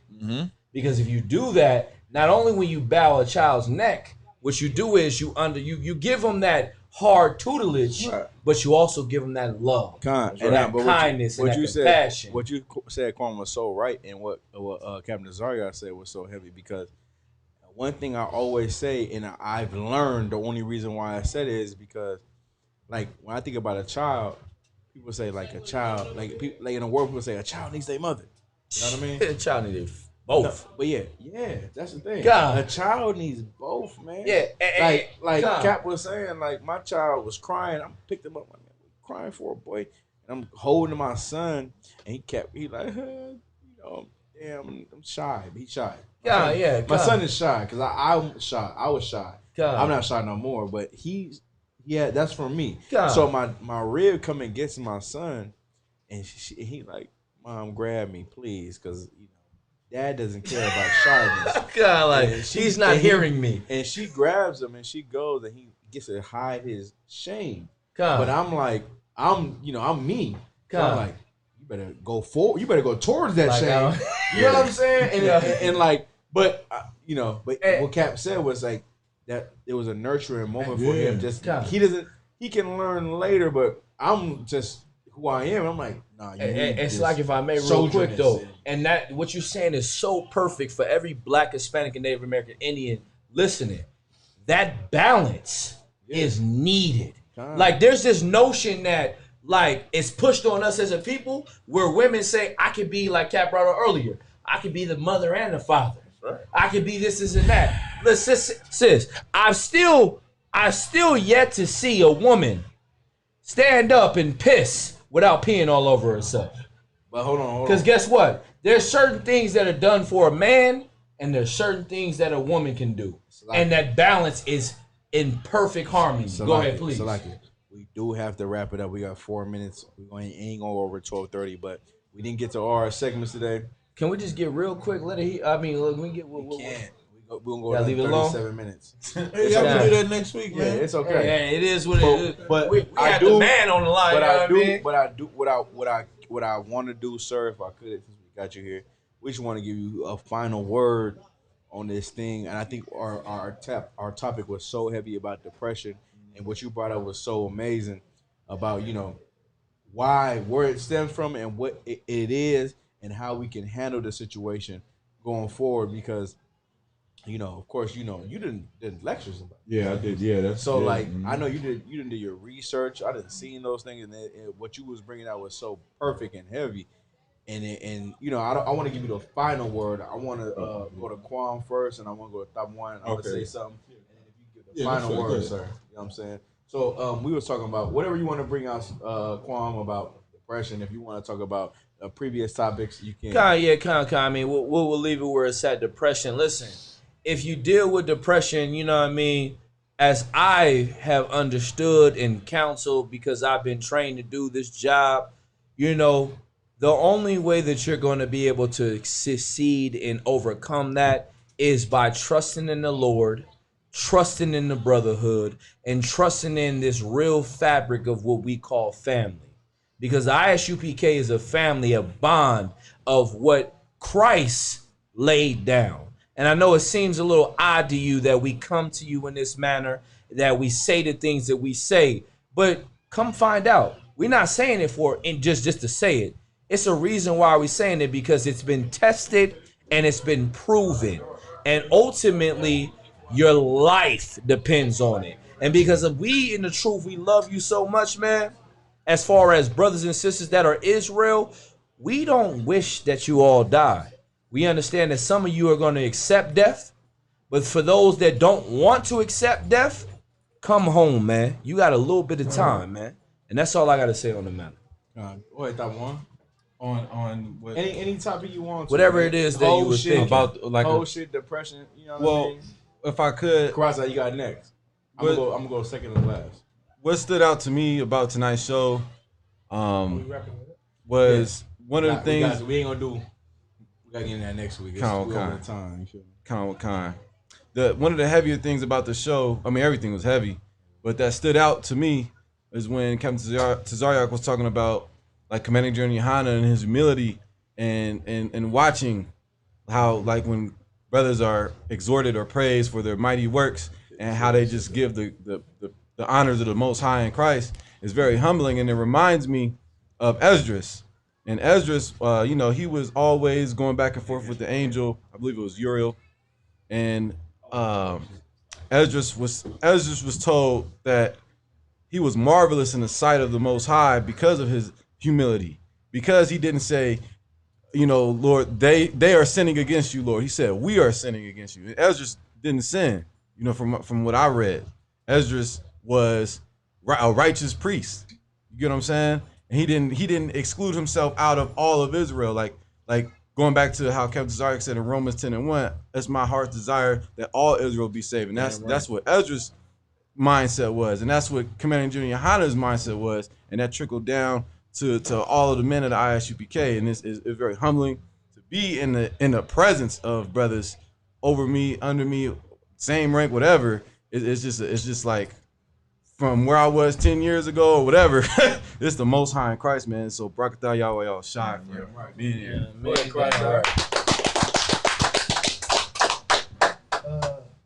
Put the mic on you, what? Oh, slug it.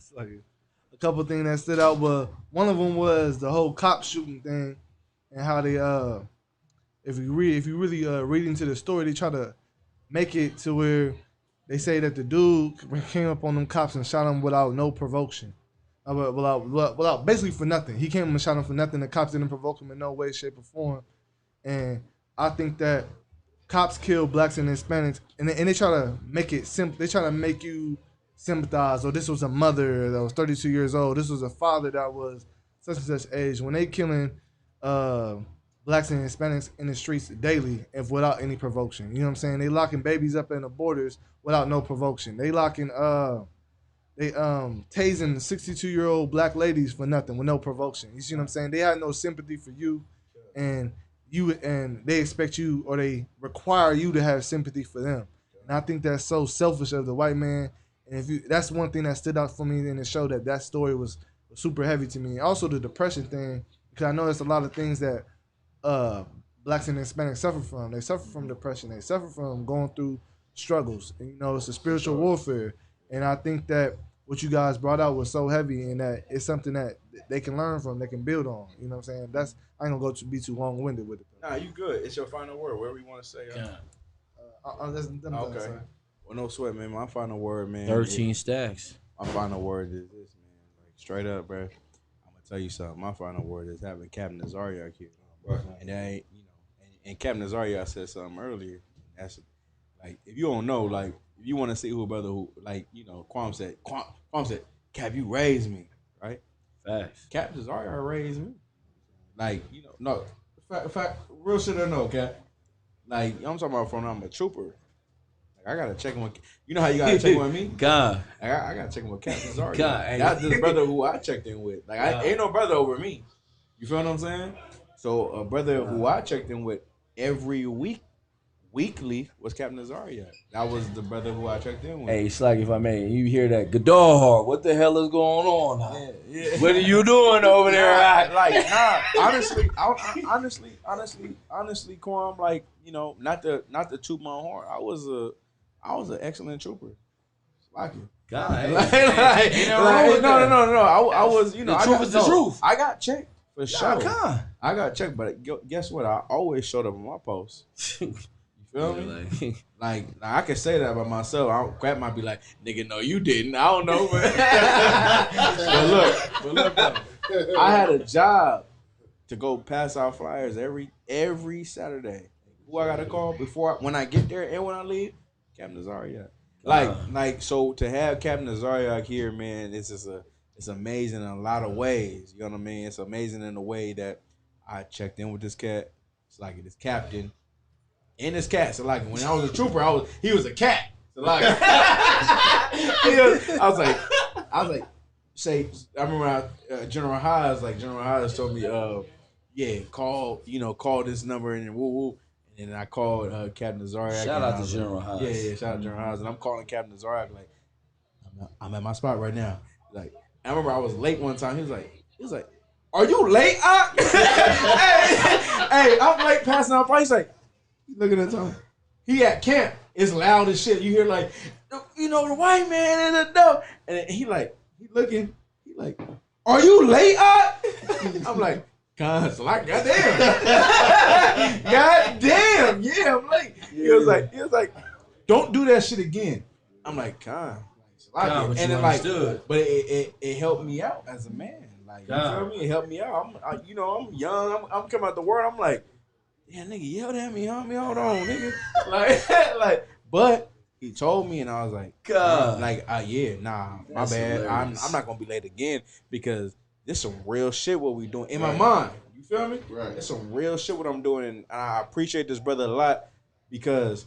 You know what I mean? He was my auto one, but then he helped me a lot. I'm talking about throughout the years. I know you hate this like. You probably don't. And I like this part. Yeah, because people don't know. No one knows this story. Right. You know what I'm saying? This story about how, you know what I mean, like why I'm this way with Captain Tazaryach. I'll do anything for this brother because he raised me up in seriously in the UPK. And if you come under him, you're gonna be elite. I'm not saying I'm elite, but I'm saying I learned from him. You know what I'm saying? I learned from him how to do a lot of things and to be honorable. You know what I'm saying? And to be on top of my shit and to not play with this shit. You get what I'm saying? So any brother that come under me, I teach them the same way. Any brother that come under me, no, I don't play with this shit. This ain't not a fucking joke to me. You get what I'm saying? Like this truth, what we do is not a joke to me because this brother raised me up and told me how he was, and more importantly, he showed me. I didn't even know he was this type of battler type cat, but I got to see it on Facebook. I'm like, I talk that nigga every Saturday, like, you know what I'm saying? So I'm seeing it, I'm like, what's going on, sir? Like, like, damn, how'd you do that? Inspiration. Yeah, no, but because he was just coming up, and then it was like, damn, like, and then he was getting like, getting the shit. I'm like. Man, that's my, I fuck with him all the time. So like, he let me know in the way he would get at me, nigga, throughout my years from trooper all the way to fucking captain. I'm literally, I had to check in with you to a captain, right? Yeah. People don't know this. To a captain, you know what I mean? Captain Tazaryach was there. He helped me out, man. Pushed me, man. Like pushed me to the limit of brotherhood. Real shit. If you want to raise a brother, man, and he helped me raise brothers is to be an example to a brother. Damn right. Yeah, that's the best way you can show leadership is to be the person that you talk about. And Captain Tazaryach showed me that, and I appreciate you for that. You know what I'm saying? But on top of that, I have men under me that are fucking amazing because you was amazing to me. You know what I'm saying? So I want to say that for my last word is Captain Tazaryach showing up in California. and showing love and speaking on our show. And on top of that, I want to talk about depression, right? If you want to go from being depressed, come serve God, because you'll go from being depressed to being a hero for the Bible, to being the hero that we talk about in the Bible. So if you wanna stop being depressed, stop playing with yourself. Stop giving yourself excuses, man. The Bible talks about this. Don't play yourself. There's so many scriptures I can pull on that. Don't play yourself. Don't afflict yourself with heaviness, right? Right. Don't be depressed, man, because being depressed is the number one reason why you can't serve God. You can't be depressed serving God. Y'all understand that, right? Facts. If y'all want to be soldiers of God, priests of God, you can't be depressed. You can't feel sorry for yourself. You can't feel sorry for your weed habit. You can't feel sorry why you can't have sexual horrors no more. You're going to have to put your all into this to be able to be a man of God. Now, if you don't want to do that, this is the wrong job for you, and you should bow out. Get the fuck out of here. But if you do want to be that, then you got to kill all weakness. You understand? Right. There's a reason why oil was poured over your head. The Lord seen something in you, man. The Lord seen something in you. So all the weakness that you have in your life, kill it. Kill it. Think about oil being poured on your head and kill demons and just serve God in sincerity and being genuine. And you'll kill everything. And more importantly, fight yourself. Fight yourself, man. Fight yourself from weakness daily. And you'll be strong as hell. And guess what? You're going to be a man of God that day. You're going to be a man of God, man. And the Lord is going to put his love and shine on you because he done persecuted you so much that he sees that what? This cat deserves everything I'm giving him. And that's it. So like I said, you want to say? I want you to finish the final word. I appreciate it. Only thing I'm going to say, man, y'all see like all these brothers in this room and stuff like that? Like, when we talk about the truth, we talk about depression and all that, how you fix that. And we blame the Christian church, we blame the white man and everything like that. How you fix the truth, it usually takes one brother in the city, period. California was Gadar. None of y'all would be here if it wasn't for Gadar. Gadar Harden took this shit, man, and stretched it from San Bernardino, where he's from, to Los Angeles, to Oakland, to San Francisco, to Arizona. He brought Lahab in Seattle, Oregon. He brought Lahab, Kazak Yad, Quam. All of y'all brothers. Vegas, but I'm agreeing with you. No, I'm agreeing with you. No, so like, damn. No. So like, I kind of want to let it go. I feel like, fuck, don't forget Vegas.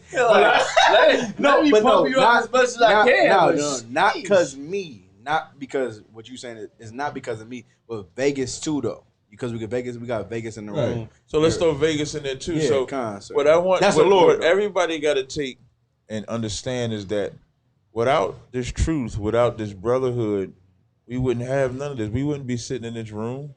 I would not be here. That young man right there bought 2 bottles of 21-year-old scotch for me. He would not buy that if it wasn't for this truth at all. I wouldn't even know him. I wouldn't know him. I wouldn't know him. I wouldn't know none of us. It's the truth and the resurrection that we brought back of the Most High in Christ that allows us to build this nation. That's how you battle depression. That's how you battle the white man. That's how you battle whatever drug, whatever woman is getting on your nerve, whatever abuse you suffered.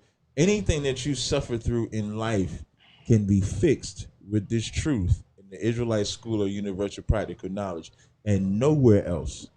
Speaking from a man that is has been privy to be inside of other organizations. What I mean by other organizations, not that I was ever in another organization, but to just see the goings and outs of different organizations, all of them ain't shit. Of course. All of them. All of them is contention, drug dealing, backbiting, cats trying to seduce you, all of that. If I and can I've ask, never sir, witnessed. so, not to cut you off, sir. Yeah. Slacky, my bad. No, because I wanted to stop. No, I didn't want you to interrupt me. Slacky, if I could. My bad. I appreciate it. So, like, I witnessed all of that happen, but I've never seen it in here. I've never seen one contentious thing in school. I've never seen a brother get raised up and another brother be jealous of that rank. Where you know what I see when the brother get raised up? At the whole school congratulating that brother. You know what I mean? Pumping him up, bigging him up. If we lose a brother, that brother Makatazai passed away, and the entire earth swarmed to North Carolina. And even though we didn't see him at all. Now, without Christ, without this truth, we don't have none of that.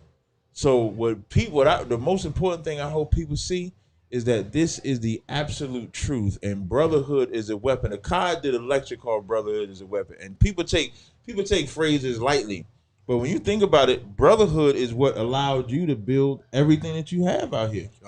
It brought you everybody in this room. Lahab brought his whole goddamn family in the truth. Mm-hmm. You know what I mean? It's what allows you to do it, and without this brotherhood, we fail.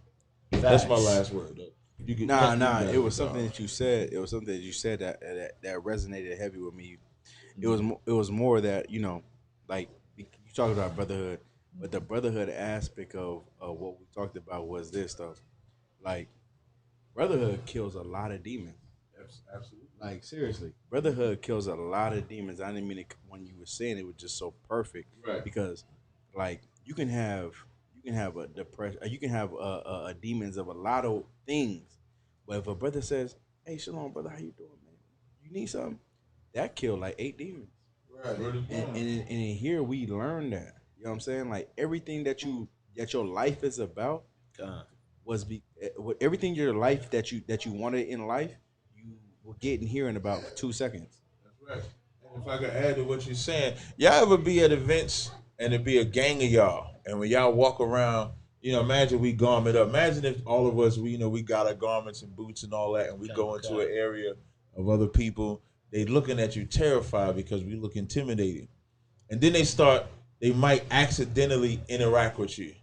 And you be so kind and talk to them and, "Oh, no, Salaki, sorry, brother. You need this, you need that." Eventually, you know what they say? "Who are y'all?" And the reason why they're saying "who are y'all" is because the image that they had is like, I can't talk to them at all, because if I say they're going to cuss me out, they're going to fight, or they're going to kill me. But when you show them such a level of kindness, everything you do is fishing. Even us going out to event, like when we have them cookouts and events and stuff like that, and they see us just chilling, having fun, and every other cookout they arguing and fighting hours, we just loving and having fun and stuff like that, and they always going to inquire. That's how powerful brotherhood is.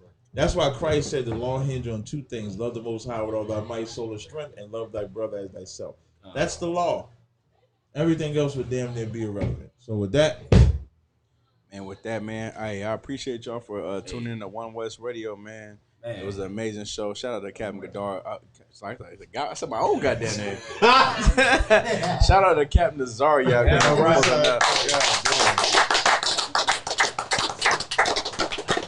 You know what I mean? He's shooting back to New Jersey. You shooting to New Jersey?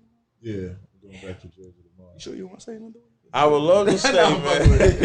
I gotta get my fold. I'll get my fold and come back. So that's a good thing you moved back, because you said fuck iPhones. But anyway, but you know, in the spirit of brotherhood, man, we appreciate y'all. Appreciate you, Cat, for coming on the show and showing us an amazing time, man, and dropping it heavy for us, man. You know what I mean? We need that, and the world needs to hear, you know what I mean, what the UPK is about. You know what I'm saying? For sure. So, you know, I just want to say thank you. You know what I mean? I appreciate it. And One West Radio, man, we're gonna be back next Thursday, man. Something heavy, man. You know what I'm saying? Shout out to everybody. Listen, we gone, man. Listen, shout out Captain Tazaryach. You know what I'm saying? Shout out Captain Cuomo. Hey. Yeah, go ahead, Cal. You want to say shout out to Cali? San Quentin or shout out to Cali. Shout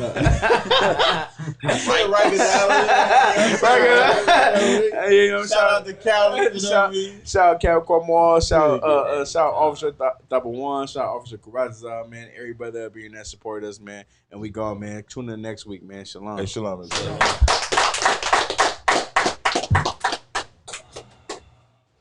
Hey, they got any waters out there? Man, it sure is needed.